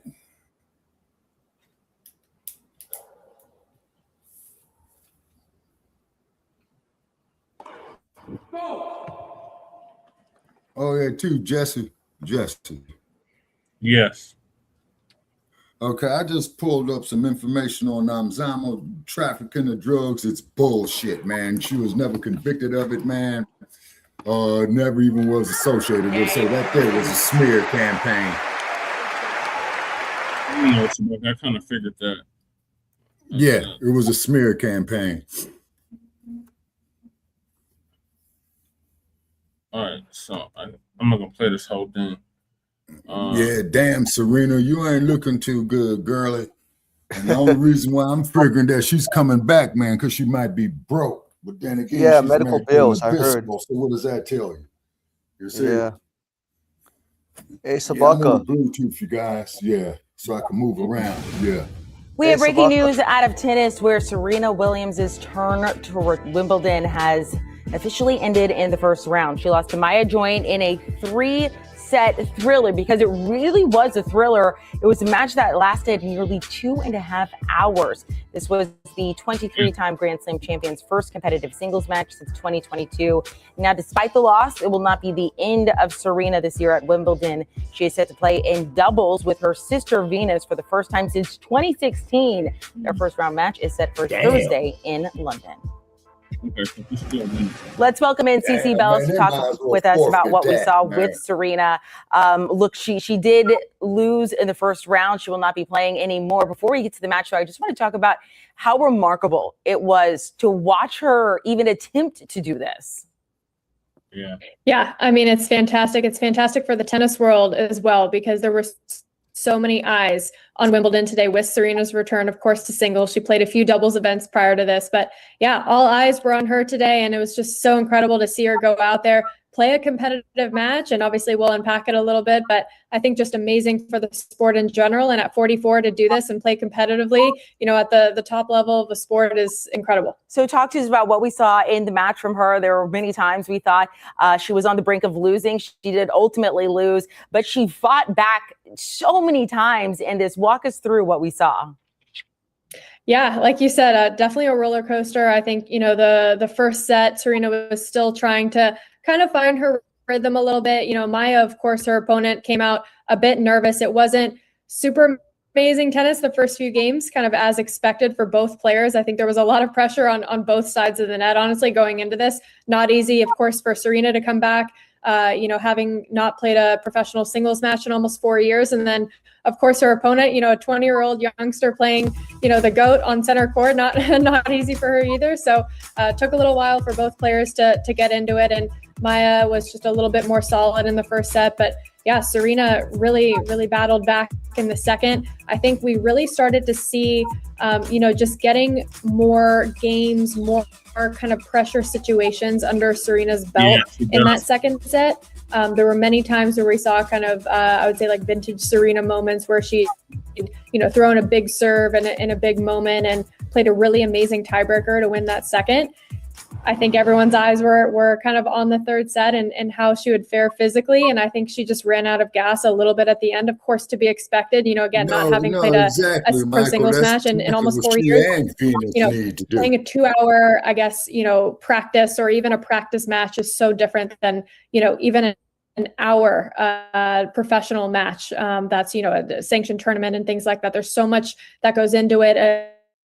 In addition to, you know, just tennis, it's nerves, you know, emotions, there's the crowd, you know, opponent, conditions, there's so much that goes into it. And so I think we just saw, you know, kind of that catch up to Serena a little bit in the end. And, you know, honestly, it's just for her right now, it's going to be getting matches under her belt. And we saw her level really improve throughout this entire match. And I think it was just a little bit physical at the end. But overall, I think it was a positive first showing for Serena. I was going to say, look, for any athlete, I think once you get a taste of that and you're like, oh, you know, I could have done this, I could have done that. Do you think we see her in the US Open?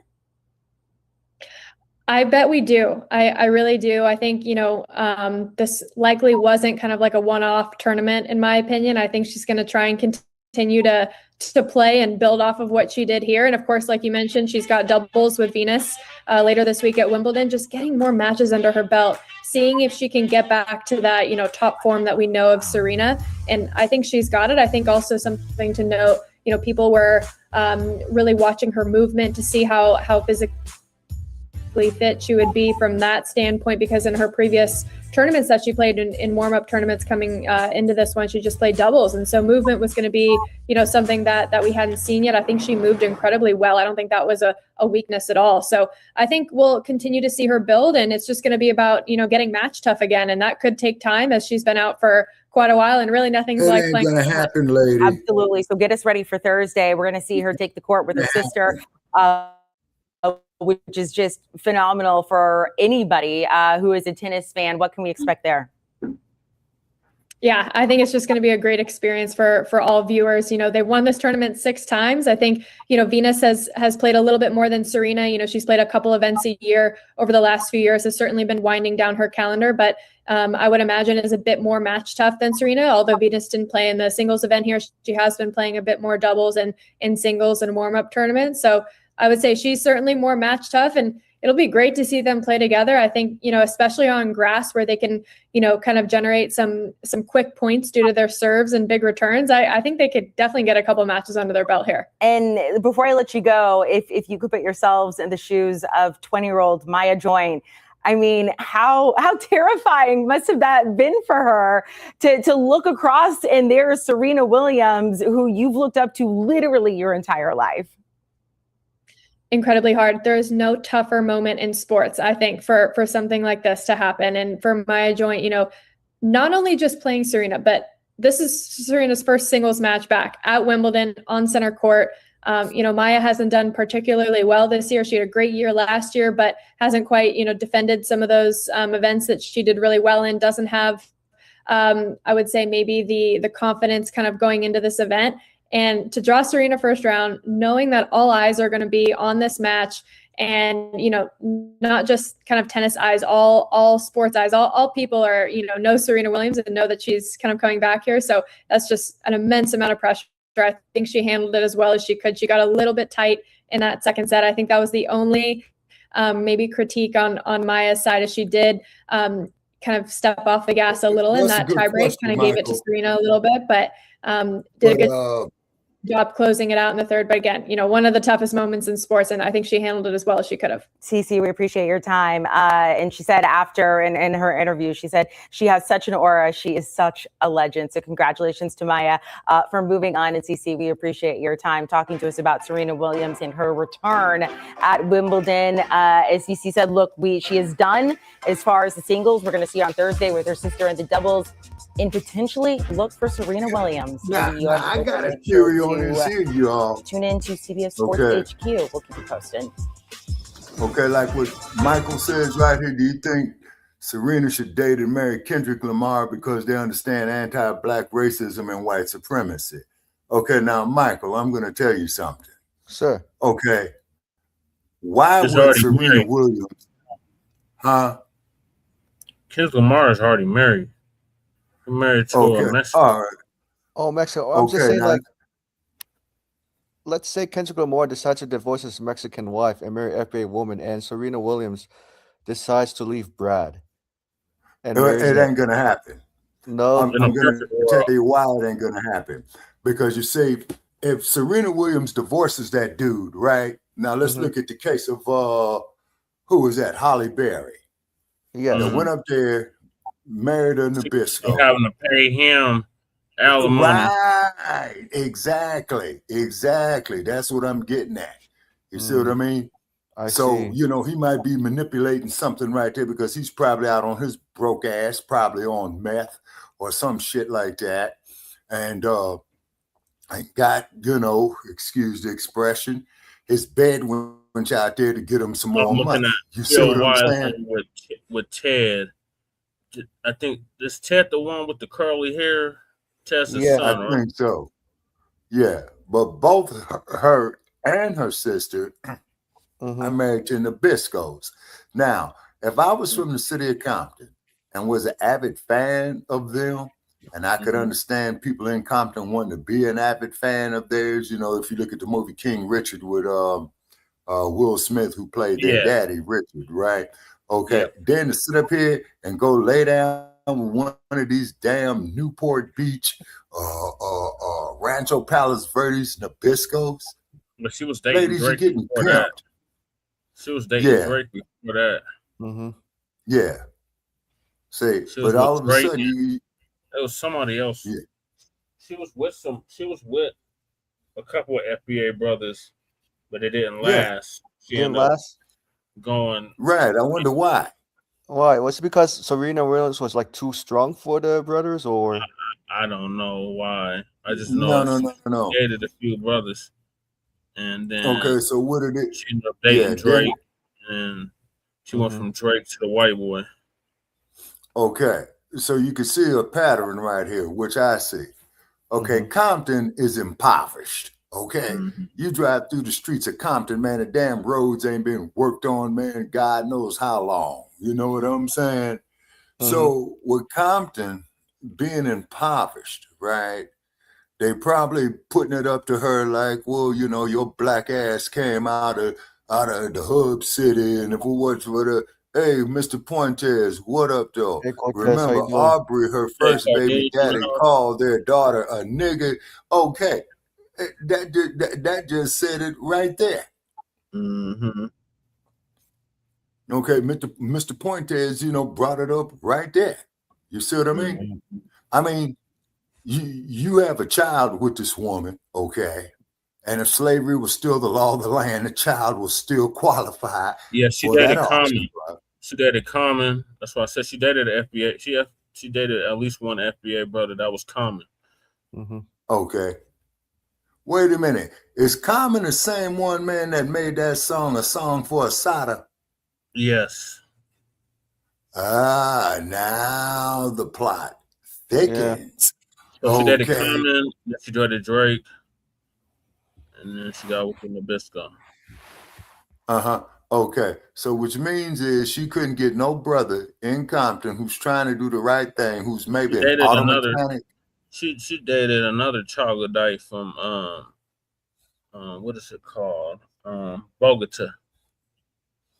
Oh, okay. Okay.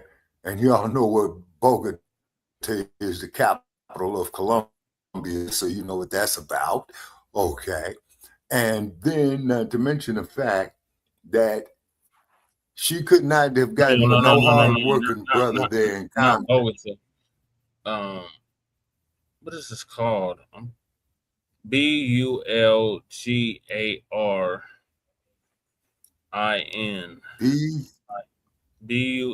Bologna. Bologna. No. Something else. What is that damn country called? Bulgaria. Oh, okay. Mr. Cardenas says is that he was referring to Holly Berry, not Serena Williams. Yeah. And Mr. Pointez is right about that. You know what I'm saying? Ex-husband did her real dirty, and now she had to pay alimony. Yeah. Eve's going pay through his ass alimony. Eve's going through similar shit too. Yeah. Eve's married to a British Brad. Oh shit. Okay, do you see the pattern here, gentlemen? That's why they're called the black woman, a jewel on the plantation. See the correlation? Yeah. Exotic, right, Shabaka? No, not exotic, Michael.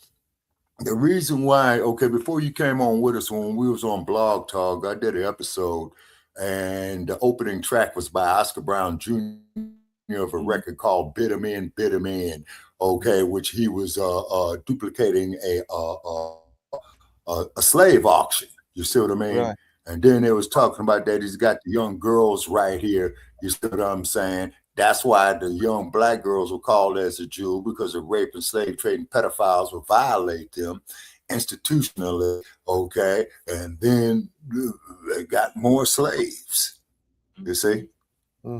I see. Because they were marked out as a breeder. We gotta get to LeBron, Shabaka. Yeah, but very quickly, Shabaka. Oh, yes, sir. Would you ever want to date Serena Williams? Who, me? Yeah. If I would have bumped into Serena Williams, no, I'm gonna tell you why. Because see, they were 9 and 10 years old, man, when I was 25. So I would be morally wrong to even make let's an say the approach same like age that. like you, hypothetically. Let's say she was the same age as you. If you were like my age or a little bit older, Shabaka, because she's older than me. She's like 5-6 years older than me. Okay, but she's still off in your age group, though, Che, is the point. Yeah, so if you was like my age, which I guess is what Michael's saying, would you date her if you had the opportunity? And marry her when she's a tennis player. It would not be so much of me wanting to date her. The question would be, would she want to date me? Because I'm not in her economical range. Right, but you also have but you're more likely to protect her than Brad, who can protect her from, from the enemy line.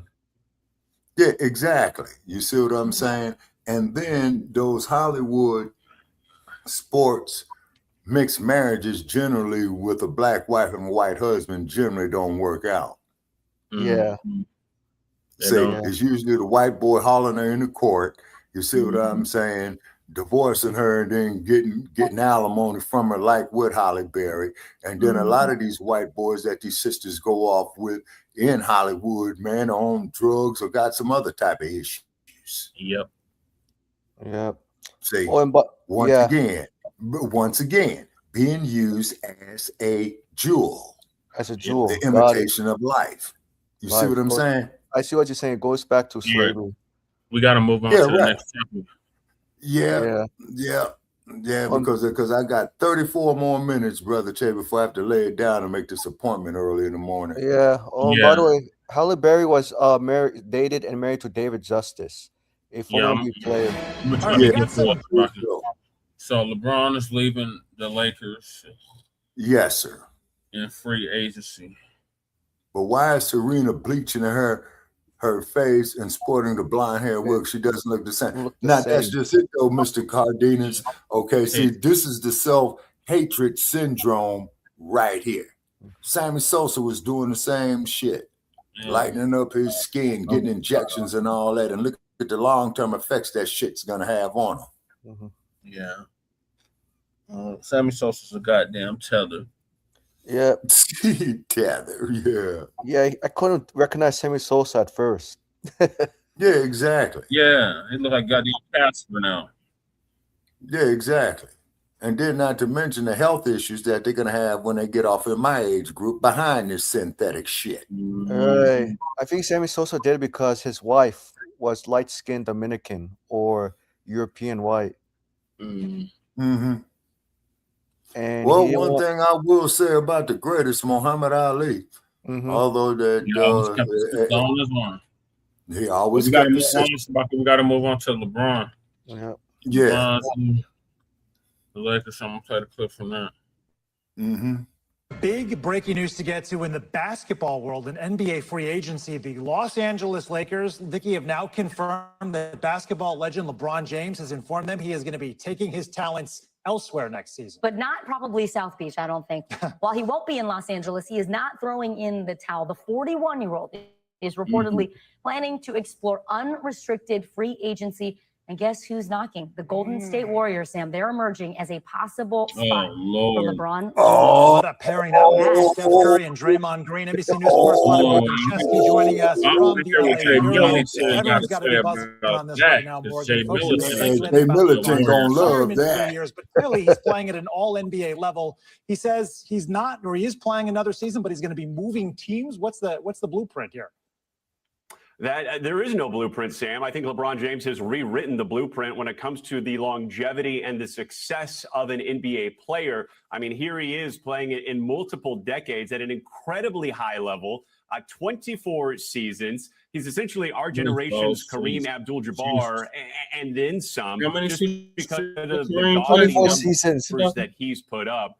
He gave the Kareem for a new went team from next 19 season, so they can begin kind of strategizing and to figure out 88, which direction 17 they want their years. So team he's to go out to as they break start to Kareem's assemble record. those pieces.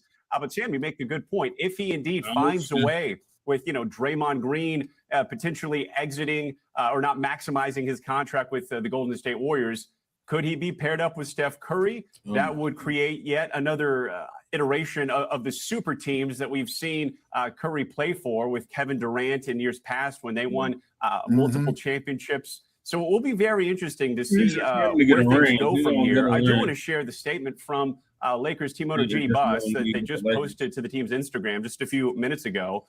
It reads in part, LeBron James is one of the greatest athletes in history. We will always be thankful for his 8 years with the Lakers, including the title he led us to in 2020 under the toughest imaginable circumstances and the countless records he broke in purple and gold. We wish him all the best. They said they're going in to the take him to future, the both Pistons. on the court and off. He will always be a cherished Mr. part Gardena of says, the hell Lakers family. no. As a Spurs fan here, Sam, I'm highly intrigued as what comes next is to this potential domino effect here. Wait, our condolences to you, Morgan, as a Spurs fan. I did not know that. But if he goes up Highway 101 to the Golden State Warriors, Busy, dang. If you driving from LA to the Bay Area, you out of your fucking mind to take the 101. Is you nuts? That's a 10-hour trip. You better hit that I-5 all the way live and be there in 6 hours. I wish the hell I would go from LA to the Bay, man, up to 101. Hell no. And guess what's the fastest you could do on it, y'all? Guess what's the fastest you could do on a 101? On the 101, 60. 50 miles an hour. Nope. Oh, hell no. Because That's gonna basically take it's still a forever. damn 2-lane highway. You Wait, better get wait, on Jess, that you said- 95 all the way live and punch 70. Wait, Jess, you said hell no to LeBron coming to Denver? No. Oh, No, Shabaka said he'd be mad if LeBron came to Denver. oh no, that's unacceptable. No, Yeah, I mean, no, how about you, that's Jesse? How unacceptable. about you, Jess? 6 years, $120 million. I mean, we could use him, as I don't think Joker gonna be around too much longer. Longer? Hey, they say that LeBron could play until he's like 50, in his Yeah. 50s coming. No, I don't think he could That's last going that too much. long. I think he's just gonna play till he get a ring. Yeah, because he ain't never got a ring. You'll say that's really what it is. A ring. That's the reason why he's And a still even player- playing. Yeah, and a player like LeBron James should have a championship ring, if not 2 or 3 of them. Yeah, he should have several by now. Yeah. There's another basketball player who played until almost 50 years old, Kevin Willis. Kevin Willis, oh my God. It's Yeah. doing too much. Like, Jesus. Yeah. And there's another and one. then they probably what they would did with him when he got 45, they probably put him in there as a player coach. Yeah. Yeah. Because I think the Lakers did that with Elgin Baylor before he retired. Yeah, and there was a Bulls player. He played until he was 43 years old. He used to play for the Boston Celtics. I think you know who I'm talking about, Sabaka and Jesse. Bill Russell. Not Bill Russell. It was in Russell. the until 96, 97. And he won a last championship with the Bulls and then retired. I forgot his name, Goss. Okay. I can't remember his name. Okay, that wouldn't be Bill Russell because Bill Russell retired when let me look Will it up. Chamberlain was coming in. Yeah, let me see. That retired with the Bulls. Yeah, I'm just looking up. Yeah, quickly. And then not to mention the fact, too, you already heard the shit that Bill Russell had to go through too, Michael. Oh, he had to go through it. Oh, Robert Parrish. I got it. because he Robert got Parrish. drafted. Right, Robert Parrish, yeah. Yeah. Were you guys surprised he played until he was like almost in his late 40s? In his early 40s. Yeah, he used to play with Larry Hoover and Kevin. Kevin McHale. Yeah. Hell yeah. Hey, Yeah. Uptight, welcome. Who's in there? Hey, Uptight. Oh, Damien. Yeah, Salute. Uptight. Yeah. And Uptight, you might want to Damien, come hey, how you up, doing? man, because I'm gonna have Cardina to said sign off. he ain't worth no damn $120 million for 6 years. He said, why? Because he's a HOF or what does that mean? He's a hoe. Oh, Hall of Famer. Yeah, Hall of Yeah, Famer. Okay, Mr. Godinez, Hall of Famer. Okay, yeah. Okay. I think Uptight Man might want to come up because he put the power sign and he got 100. He's just watching. Okay. We don't have time to have more people come up. I'm just trying to get through these last clips. Yeah. Because I got to hang it up in a few. Yeah, that's what I'm doing. I'm trying to get you these clips. Yeah, and I didn't drink a bunch of coffee, man. You know what I'm saying? Yeah. All right, but one thing though, when it comes to the 3 major sports, okay, we should be owning those damn out teams. of the NBA. Our Shams Charania Yeah, reporting I that agree with after you 8 years, 100%, LeBron Samantha. James, the NBA's all-time leading scorer, will be playing a record 24th season in Because the you NBA, got but 4 it will industries not that will be with the Los benefit Angeles Lakers. The off of reaction it. is pouring in on social media, and with that, we welcome in our senior Okay, he says he insider, Shams appreciates Charania, us for more Uptight, but he on says this he's story. good. Okay, Shams, Uptight, this it's is all strange good. doing this from across the pond, but the news, it certainly demands it. What more can you tell us about how LeBron came to the decision that he wants to play again, but it won't be with LA? Like LeBron James made the decision on Tuesday here that he will enter free agency, but not only that, he has decided to leave the Los Angeles Lakers. Rich Paul, his agent, informed Rob Pelinka, the Lakers president of basketball operations, that the Lakers can move on with their offseason because LeBron James is moving on with them. He is leaving after 8 years. He led them to a 2020 NBA championship. And so LeBron James had to first sift through whether he wanted to play another year, and all indications were he was going to do that. So a record unprecedented. Okay, then he started his career with the Heat. LeBron James at the very least. No, Then it Cleveland was about Cavaliers. where he was going to do it. And Yeah, it was the obviously, there's been Cavaliers, a lot Cleveland. of different moves over the last year or Yep. so with the Lakers, different priorities with the Lakers. Luka Doncic, Austin Reeves, Yeah, we know remember he they're came both straight on out of max high school. contracts, and their organization had decisions to make. And so before it can get to a point where the Lakers had to take time and wait, LeBron James made the decision for them. Now both sides can move on with their offseason. And so why?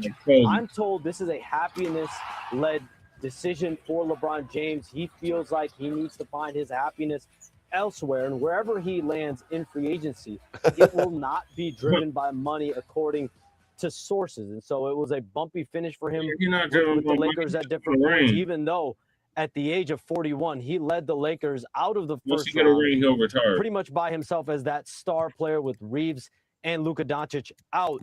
But Okay, I'm sure he now, got some all-star 8 rings, years right? later, in LA, that's the most time he's ever spent with a team. He Yeah, told the that's Lakers it. today that they can move on because he is moving on elsewhere. LeBron James will play for a new team in season 24. All right, so LeBron James, he won a championship with the Los Angeles Lakers in 2020, but he is going to be moving on. The question, Shams, they really only begin now. We've seen LeBron make huge decisions before. What's the timeline for when we can expect to know more about his He new got team, and 4. do we know the teams that he is eyeing? It's Okay. unclear, Malika, what He the got 3 with timeline the will be Heat, for LeBron James. Right now, he's 1 with spending the time Cavaliers, in the and 1 with the Ohio Lakers. area, spending time with his family. Okay. He's going to make a decision Okay. on his own time, but there's no question. All of the NBA's contending teams are in the picture here Who's for on LeBron this? James. Josh We'll call Jordan. Rich Paul will call LeBron James to express interest as soon as free agency opens up at 6 p.m. Eastern time tonight. But out of all the contenders around the league, teams expect the Warriors, the Cleveland Cavaliers, the Miami Heat, all to emerge as among some of the suitors for LeBron James. Of course, you never know who could come out of the woodworks, who else could come aboard and pitch LeBron James on a vision to join a team and compete and be happy in his 24th NBA season. As I I've been think reporting he's for the going to last, the Bay Area. 24 hours, the Golden Yeah, State he started with Warriors the Heat. had formed a grand Then plan he, going so into this Shabaka, you were offseason right. to He try started to with the Heat, form a and then he duo moved to the Cavaliers. of LeBron James and Anthony Davis Yeah. to join Stephen Curry and Draymond Green. And Draymond Green opting out of his $27.7 million No, man. player option Frisco gave the want Warriors him, man. flexibility, Yeah, Golden the State wherewithal wants to go him. out and pursue both avenues. Oh, my And so God. I No, want the to hear they what Warriors Jay are want Miller's working on him. that going into saying about it. tonight's free agency. Wow. Yeah, Okay, so where's Jay Miller that is the at? LeBron James side of all of this, and that is certainly the biggest piece of this news. But the Lakers, they also have decisions to make here, Shams, and we've Yeah, I been can hearing that see this that, is the Michael. summer that they are going to go out I and can try see to the Nuggets find doing a that. marquee center for Luka Doncic. Do you know how they pivot from here? Look, they're going to have almost $50 million in cap space now that LeBron James is off their board, that he He would make told a them good that, hey, assistant you coach. can move on with whatever you guys got to do because I'm out. So with that $50 million, what can they accomplish either via trades? They've been working parallel paths here. They've been trying to figure out Austin Reeves' free agency, waiting on an answer from LeBron James. They have Rui Hachimura to retain as well. But then even beyond that, they've been pursuing trade paths that bring in salary into their $50 million of space. But you think about in free agency, whether they want to pursue restricted free agents like Jalen Duren, Walker Kessler, Yeah, I whether can there see- are I can other see my Nuggets free doing agent that. forwards like Jonathan Kuminga, Tobias Harris, to name a couple. They will have interest in players like that, and now they're going to have $50 million to play with from a salary perspective. And to think, Shams, free agency hasn't even officially opened yet. Thank you very much for joining us here Yeah, for thank you. that insight. We appreciate it. In the meantime, reaction is understandably pouring in here on social media. The entire sports world wondering where LeBron James may go next, and will this be it in his all-time great career? Could this be the last year that he plays in the NBA? Now, you Certainly, know the what'll blow questions my mind, continue. Jesse? NBA Today will have a free What's- agency special from If he 7 buys to 10 stock Eastern off in time. the The great NBA Hannah franchise. Storm will be sitting in with me for that. But today, Do y'all remember Rob Pelinka played shooting guard with the Fab Five at the University of Michigan?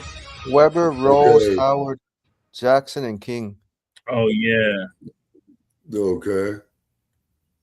that was Yeah, I remember Okay. Chris Webber, Jalen Rose, Yeah. and Juwan Howard. Yeah. Look, Jalen Rose GM, played for back at it Indiana. one more time. LeBron James. So he making sure his son is straight. So this one, Yeah, this next there's clip some is nice about- jerseys. I got to get me one of them black ones right there. I like that black and gold. James, he informed the Lakers that he is not going to re-sign. He's going to go to a new team. He will play one more season. And he's really sneaky because what he did is he waited until his son, Bronny, LeBron James Jr., he waited until his contract was guaranteed. And then after that, he said, okay. Now I'm out of here. So Bronny will get paid one more time. We'll see what the Lakers do. Will they keep him? Will they trade him? That's going to be an interesting No, he's side looking story out to for his watch. son, Also, man. Lakers Yeah, fans, okay. Yeah. Now, some of them if are he- happy that he left. Some are upset that he left. They're looking at the changes because the Lakers, they could be losing Marcus Smart. They could be losing Rui. They did re-sign Reeves. They still have Luka. They're in Man, search of a but the center. Can they Lakers get need the center? work, man. Then people are They debating, need did work. LeBron, did he have a successful run with the Lakers? He played for 8 seasons. He's got the championship in why the they saying bubble, but vote? since then, not much has happened. So there's chaos going on. When the Lakers spent that money on Austin Reeves, LeBron, everyone's making the argument, hey, Kobe never had to take a pay cut. Why would I have to take a pay cut? There's this big clash going on. But what's funny, though, is that LeBron is now saying that this Right, decision that's to why I leave miss is not Jerry about Buss. money. You see It's what I'm about saying? happiness. So before all this happened, all the rumors were about the money, and he's not going to take less money. But now apparently happiness is what it's all about. Get in the comment section and let me know what you think.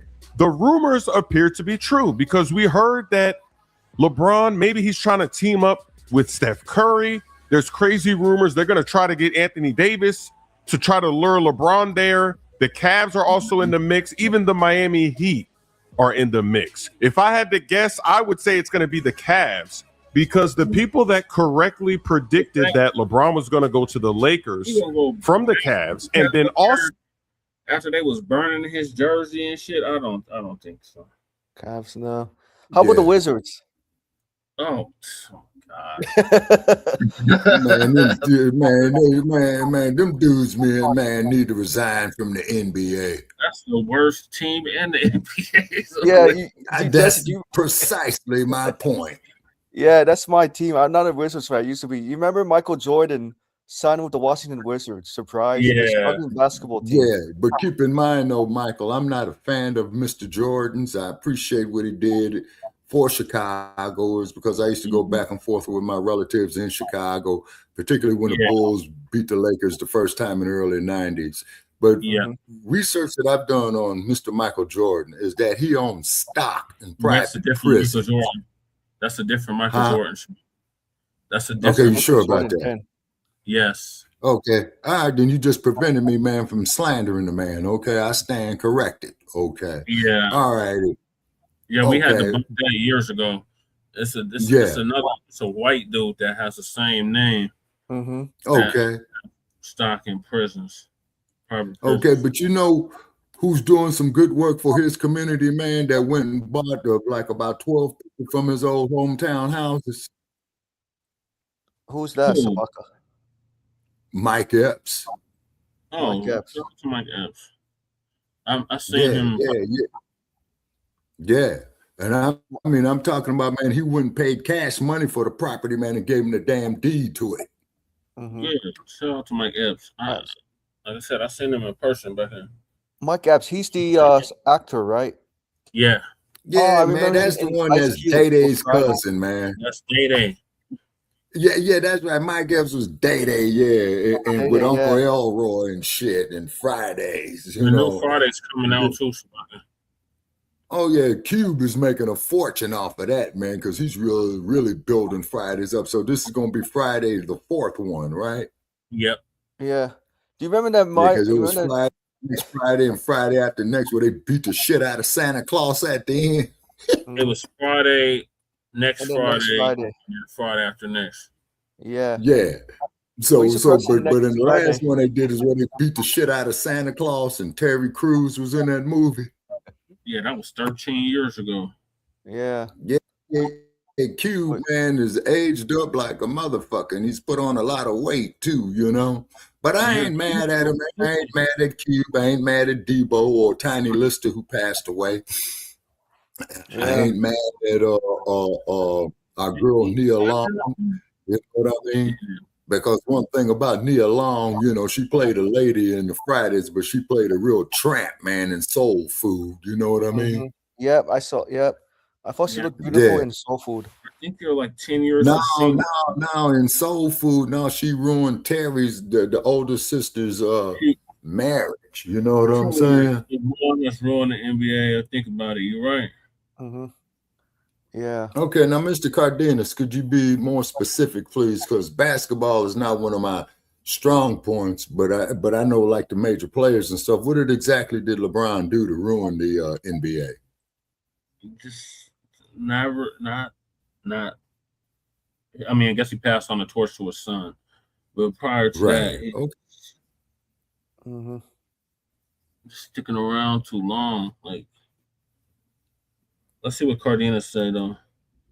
Okay, yeah, give him a moment to type it up. But Neil Long was in Soul Food, but the guy who I liked in Soul Food was Mackay Pfeiffer. Yes, the ex-convict went to Statesville. Yeah, and what had happened is that he was doing the right thing, you know, and then him and his old lady got off into it, right? He went back to prison, and then what's her name? Rick Fox's wife, Vanessa Williams. Yeah, Vanessa Williams. Got him out of jail, you know, when the little baby was about to be born, because you remember when grandma died, she says there's a fish in the bowl or something to that effect. And from what I understand, you know, that's her wisdom saying, you know, that a little baby is on its way, you know. Yes. And I liked it how the little boy narrated the movie, you know. Yeah, but I'm going to tell you something. That scene where they were sitting there at the dinner table, got off into them that argument, them was the typical black ass Chicagoans. Yep. Yeah. Were you All right, surprised? I know. Thing up. We got to get to the March and March. Yeah. That damn the March and March leader that claimed that Nanzamo was trafficking drugs. Yeah. Okay. I Wikipedia it. Mr. Scott, Philip Scott of the African Diaspora News Channel, you know, our founding father, has sent me a very hilarious video. I didn't want to report on it. I just thought it was banter, but now I am seeing this video as more than just banter. I think now it reflects deeply on the patriarchal issues that we're facing in South Africa, that makes way for women abuse to thrive, that makes it a conducive environment for women and children abuse to thrive. Anyway, so Mr. Scott sent me a video of a man called Phakelo Mthakathi. He's one of the leaders of March and March. I think you've seen him. He's the one that gave us the deadline for 30th of June for all African migrants to leave the country. So in the video that I'm about to show you, Phakelo Mthakathi is busy addressing the plethora, his disciples, his people, saying that as a man, as a Black Zulu man, you will not bow down for anybody. You don't bow down for anybody except for the Zulu king. That is all. No man should bow down in front of anybody. But simultaneously, not long ago, he was bowing down to a white woman. Michael. I'm telling you, Phakelo Mthakathi, I feel like the whole organization, they're just confused. At this point, we have given them the platform to express themselves because they are bored and they just want to be famous. And also, as a country, we are bored. There's nothing else to do. So we are going to listen to these idiots all day long and we report on them because that's the best we can do. These are the products of our actions.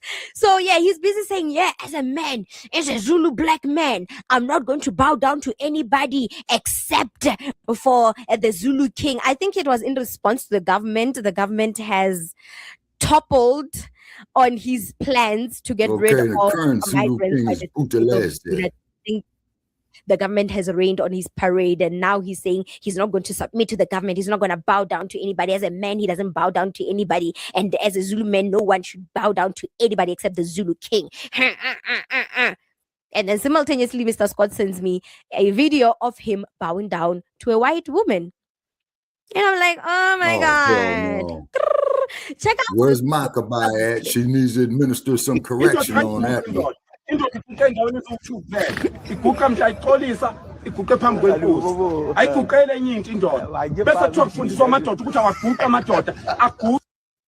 Hell yeah, it should. That's Eurocentric shit. Oh my God. I just have to laugh at that before I know. He's all talk, no bites. Literally, he's a walking contradiction. Bowing down to a white woman for what? What was the reason? What was the reason? Oh, and God. simultaneously, there's a video that came in my head. When I saw that video, this video that Mr. Scott sent me, there's a video that came to mind where he literally spoke very rudely, very violently, very humiliating to a black woman. So again, he was addressing a plethora of people there, feeling himself, and he even called himself a king, by the way. He said that as a Zulu king, no woman should look at me in the eye when I'm addressing them. The women must kneel down to me when I speak to them and not look me in the eye as a sign of respect. And then there was a woman in the crowd that just said, I wonder what Makaba would have to say about some shit like that. You're not a king, you're not a chief, you're not part of any royal family. I'm not bowing down to you, you know? So the woman reacted like, no. Guess what this man did? Guess what Pakalum Tagati did? Literally humiliated the woman in front of his disciples, called out the woman, told the woman to stand on her feet and leave. There's no place for a woman like her that does not have a man. It shows that you have no man in your life. You're not raised right. You're not raised by a male figure. You had no father, because if you had male people in your life, male figures in your life, then you'll know what it takes to respect a man. You will know how to respect a man. I was gobsmacked. Family, I was like, what? Check out this video. Umuntu osifazana kami ngenyawo akayibheki nje uyibheke emehlweni inkosi ubani othi hayi sisi sorry ngicela usukume la sukuma sisi sukuma suka la awunayo indoda uyabonakala suka nje so ungwala kwamakhe uhlulwa ukuhlonipha ngoba usebenzela uhulumeni unephezali imali awunayo kodwa une-payslip kuphela. Yeah. Told the woman, get on your feet, leave. Get on your feet and leave, because you lack respect. That is why you don't have a man, because you are not raised right. You never had a father in your life. For if you had male figures in your life, you would know what it takes to respect a man. You'll know how to respect a man. First of all, Pakalum Tagat is not even a real man to start with. He is not a real man himself. I remember I made a video earlier this year when these xenophobic attacks were starting to, rise in the country, when they were starting to take shape and form. He said that, well, the way Nigerians are walking around in this country with their arrogance, they are taking our women. Why, as a South African woman, will I settle for someone like Pakalum Tagat? Whereas I can have a man that loves and respects me regardless of their nationality. Why would I settle for men that think like Pakalum Tagat, who don't value women, who speak to women in such a degrading manner? And not just women, black women, turns around and bows down to white women. What is that? Is this something that we should respect? The double standards? A man that does not stand by his word? Is this the kind of man that South African women should settle for and leave the ones that can love and respect them regardless of their nationality? He does not respect women. And it also speaks to how a lot of his followers are men, as you have seen. as you have seen, while they're holding their spears and traditional attire chasing after African migrants. It's men, it's just Zulu men. It just speaks to how they view women, Black women in general. They don't take us for anything. They don't respect us. They don't value us. They don't see us as their equals. We are subjected to patriarchism, wrapped in the silk, wrapped in the clothing of dealing with immigration, wrapped in the clothing of immigration crisis, if I should put it like that. This is patriarchism 101.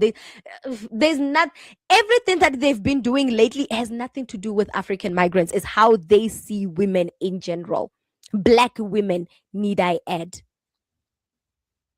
And this is a breeding ground for the violence against women and children in the country. It starts off in this manner. I'm not saying he beats women. I'm not saying that. But the way he's addressing women, especially Black women, the way he's addressing Black people in general, Black human beings, it just shows how violent the men in this country can get. No wonder we have the highest leading rate of femicide in the world. I think South Africa is second or third place in that manner. And now you see where the violence comes from. What do you think about this segment? Comment to us in the comment section below. Don't forget to like and share the broadcast. Subscribe to our YouTube channel. Hit that notification bell so you don't miss these groundbreaking conversations right here on the African Diaspora News channel. Man, Renee should definitely run for Prime Minister of South Africa. Yes, well, what it is though, Michael. Okay, what it is though, Michael. Let me make sure I got it right. Mm-hmm. Okay. They either abandoned. They either patronizing themselves after the British or the Boers, or if not, or the British or the Dutch. I'm sorry. Yeah. After that, that's see, that's what neocolonialism is. You see what I'm saying? Mm-hmm. Is that you the true inhabitant of the land right there, but you running an agenda from the colonizer, thus in turn neo-colonizers. Yes. Yeah, because I just feel like Renee, she has this. So I was scrolling down on social media, doom scrolling as always. I gotta get to this last clip, and then we gotta wrap this thing up. Yeah, because it's 10 o'clock. Yeah. So this will be the last clip right here. And then we need some money, Brother Perez. Put that cash up out there. We need some money badly. Yeah, Definitely SOS. Yeah. Not the cash app. Yeah, you could tell I'm getting tired with the PayPal. Yeah, we need some money badly, people. You know what I mean? And then for those of you who are within our earshot, if you make a substantial donation, we'll be more than happy to mention whatever products that you're working or what have you. You know, so you're getting something in return, because we need the money to expand this platform, because we got experience over here. We got content, we got cool content, we got controversial content, and our motto is here: Shabaka'S Blacc, experience enhanced folk and frontline Black news. There is never a dull moment here. That's right. These eye bags come from doom scrolling every single night. But if I don't doom scroll, I'm not gonna bring you these outrageous news, because tell me why one of the leaders for March and March, I'm not sure if he's part of March and March or he was just riding along the rail post of March and March. I no longer see him with March and March. But anyway, the leader of the so-called vigilante group March and March, Ngizwe Mchunu, was addressing a plethora of his people, his followers, his disciples. And he was addressing them the usual 30th of June, everybody must leave. South Africa is no longer conducive for the African migrant. It's no longer a safe environment for them. They must leave. The usual talk each and every day. But he said something that stood out for me, that got me gasping, that took the air out of my lungs.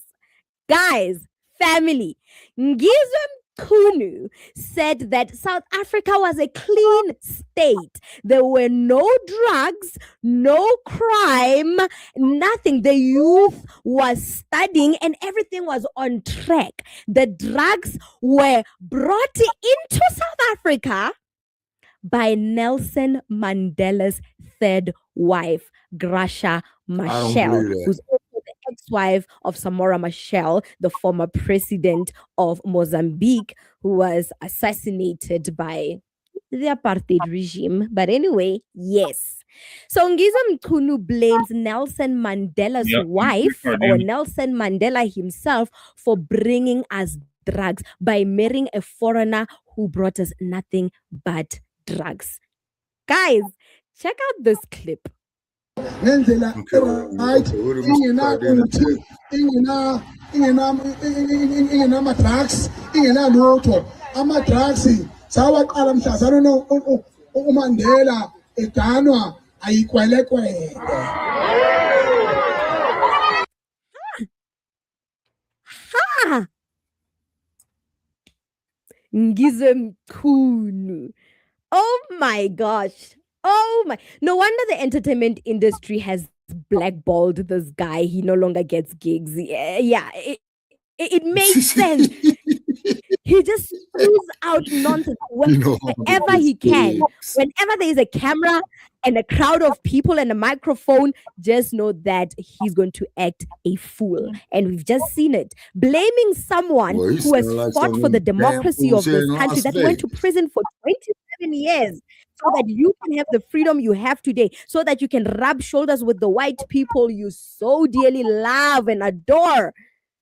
Blaming him for bringing destruction, blaming him for the downfall of this country, blaming him and his family for bringing drugs into the country. Wow. Unsubstantiated claims, by the way. Mm-hmm. Oh my God. This is ground for a court case. This is ground for a lawsuit, for a defamatory lawsuit. The Mandela Foundation can actually sue him for what he said. He also claimed there's a time earlier this year or earlier this month where he claimed that Julius Malema received 60 million rand every month from Nigeria. Nigerian drug lords are the ones funding EFF and Julius Malema. That's why Julius is always fighting for African migrants. Because he gets drug money from Nigeria. That is what Julius Malema did not take that laying down. Those claims laying down. He opened a lawsuit against him.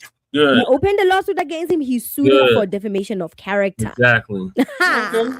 He sued him for defamation of character. He was in court, shaking, this leader of March and March, shaking, scared that he might spend time in prison.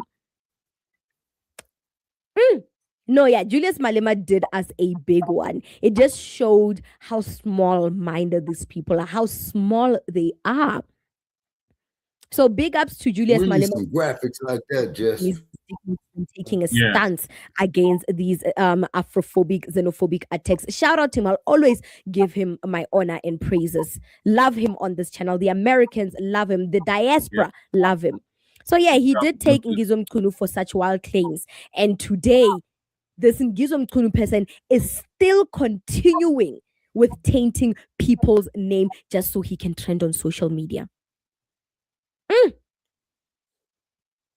At this point, I'm even wondering, is this even about foreigners or is this just about being famous and trending?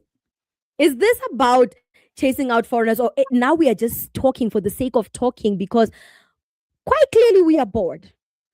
We are bored.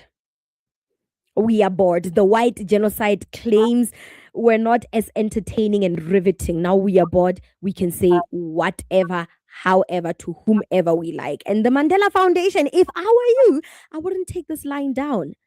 They claim that your father, the man that has raised you, the man that has not only fought for his family, but for the entire country to be what it is today, he is the reason why there are drugs, because he married a foreigner, a Mozambican woman.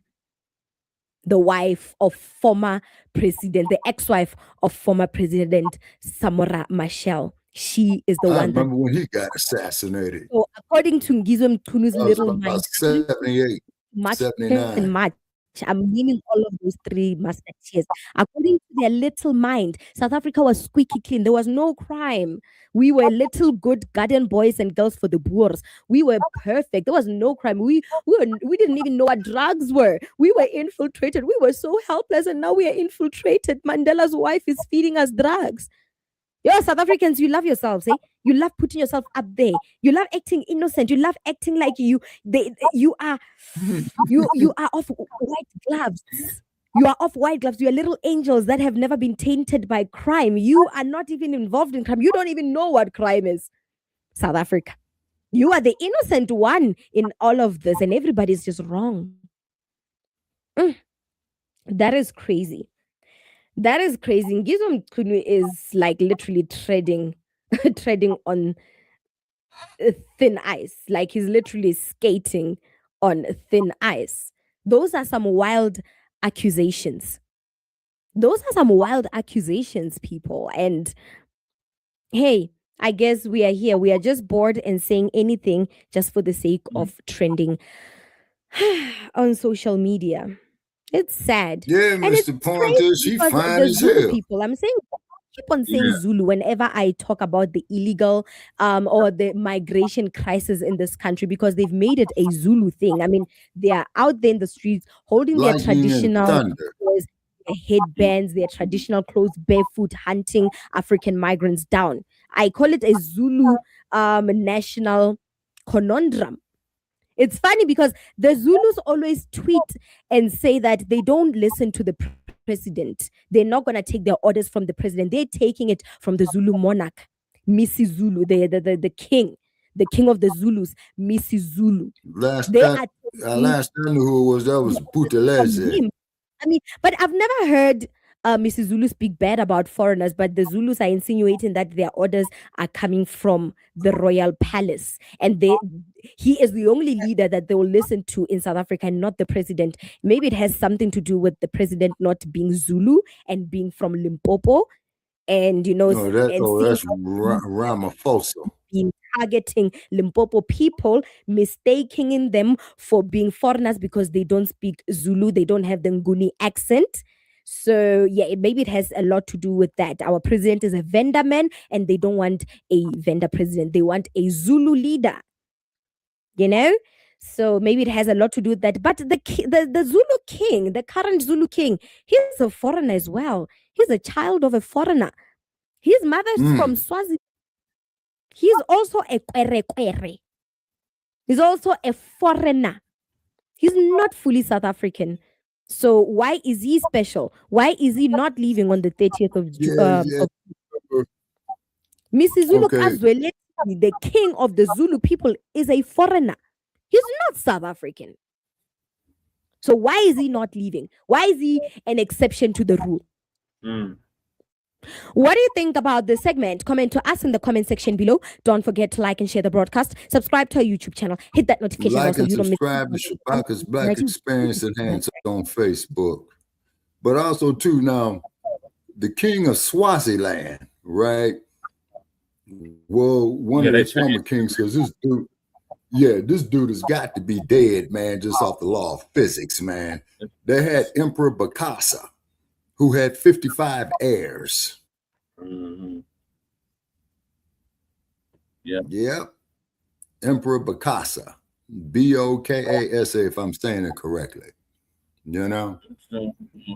And then, of course, too, you got to understand is that, like, when they had that Berlin Conference of 1888, where the Europeans just took it upon themselves, man, well, we're going to slice the fucking land. 1884, yeah. Where they just sliced the land up, you know, amongst themselves. You know what I'm saying? And then just like when we did, and also too, Mr. Cartoonist, I think you could Google our past episode that we did on Queen Makabai during the time of King Shaka and King Jama, where she was the kingmaker. So who knows? Maybe they need some more of her juice. Yeah, that was in our previous season. Yeah. Mm-hmm. Episode 49. Yeah. You see. All right, ladies and gentlemen, so I'm going to bid you all a good night here from Sin City. I got a lot to do. All right, so Okay, so I'll give you a call tomorrow, Che, after I finish ripping and running in the streets tomorrow. So I got to lay it down. I'm not going to have no more coffee so I can go to sleep. Okay, so this here's season 12, episode 1 of Shabaka'S Blacc Experience Enhanced in conjunction with Frontline Black News. Okay, I think Brother Che is going to do an episode of Frontline Black News, so please stay tuned with him. Okay, Che, so I'll give you a call tomorrow, man, after I make my runs. Okay, Shabaka. All right, Shabaka. Okay, all right. Okay, Michael, have a nice night, man, and thank you for the work that you do. Okay. Anytime. Your Raiders have signed D'Angelo Thompson to a 4-year contract. Oh, is that right? Okay, Yeah. will they change the general manager yet? No. Not to my knowledge, but I do know the Raiders are thinking about bringing back Jerry Rice as a wide receivers coach. Mr. Cotter. Oh, Mr. Cotter, they bring back Jerry Rice. Desperate times call for desperate measures. And they still but the man played, wait a minute. But didn't he play? Okay, Jay Middleton would know more about this because Jerry Rice played 20 NFL seasons, if I'm not mistaken. That's correct. Yep.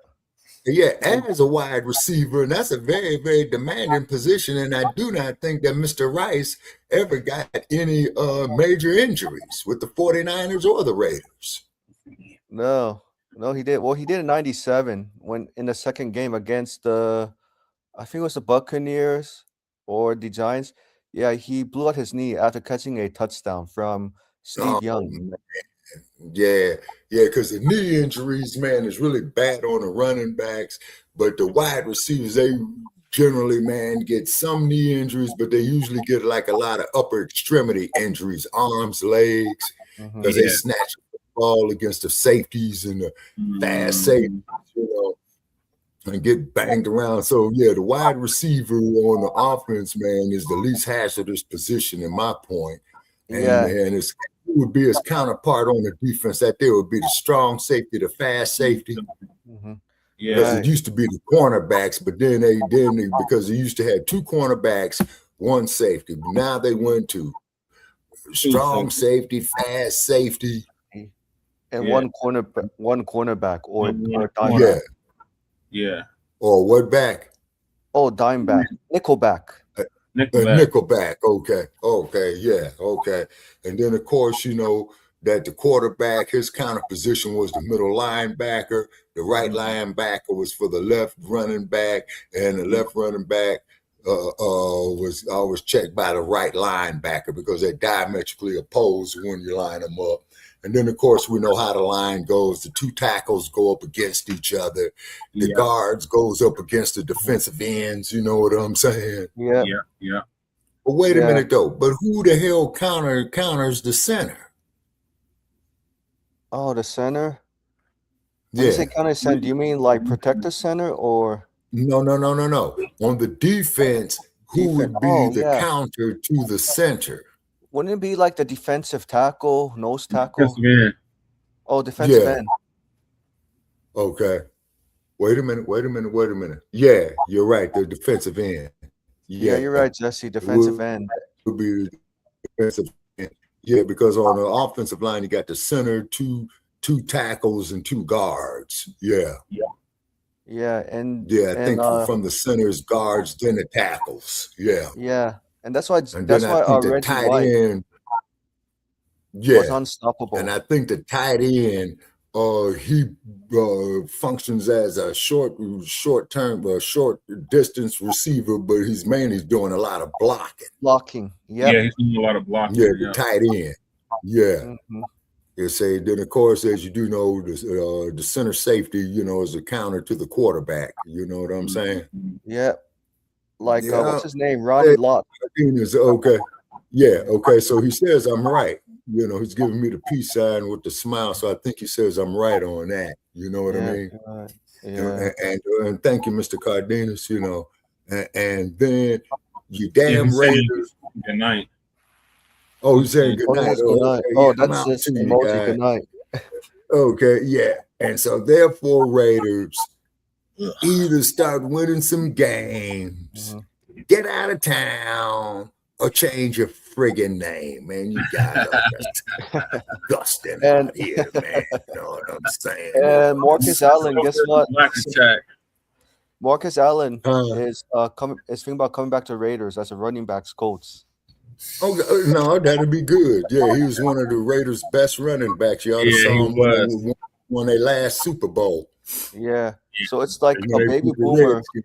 coaching the Mhm. youth. And with Jerry Rice and Marcus Allen, they like to yell as a way to motivate. What do you think Okay, about well, see, if Mark Davis does his job right instead of looking like some damn leftover 1960s LSD rock star and shit, you know, I think, man, you know, the old man to be happy. What did Al Davis say? Just win, baby. Win, Just baby, win.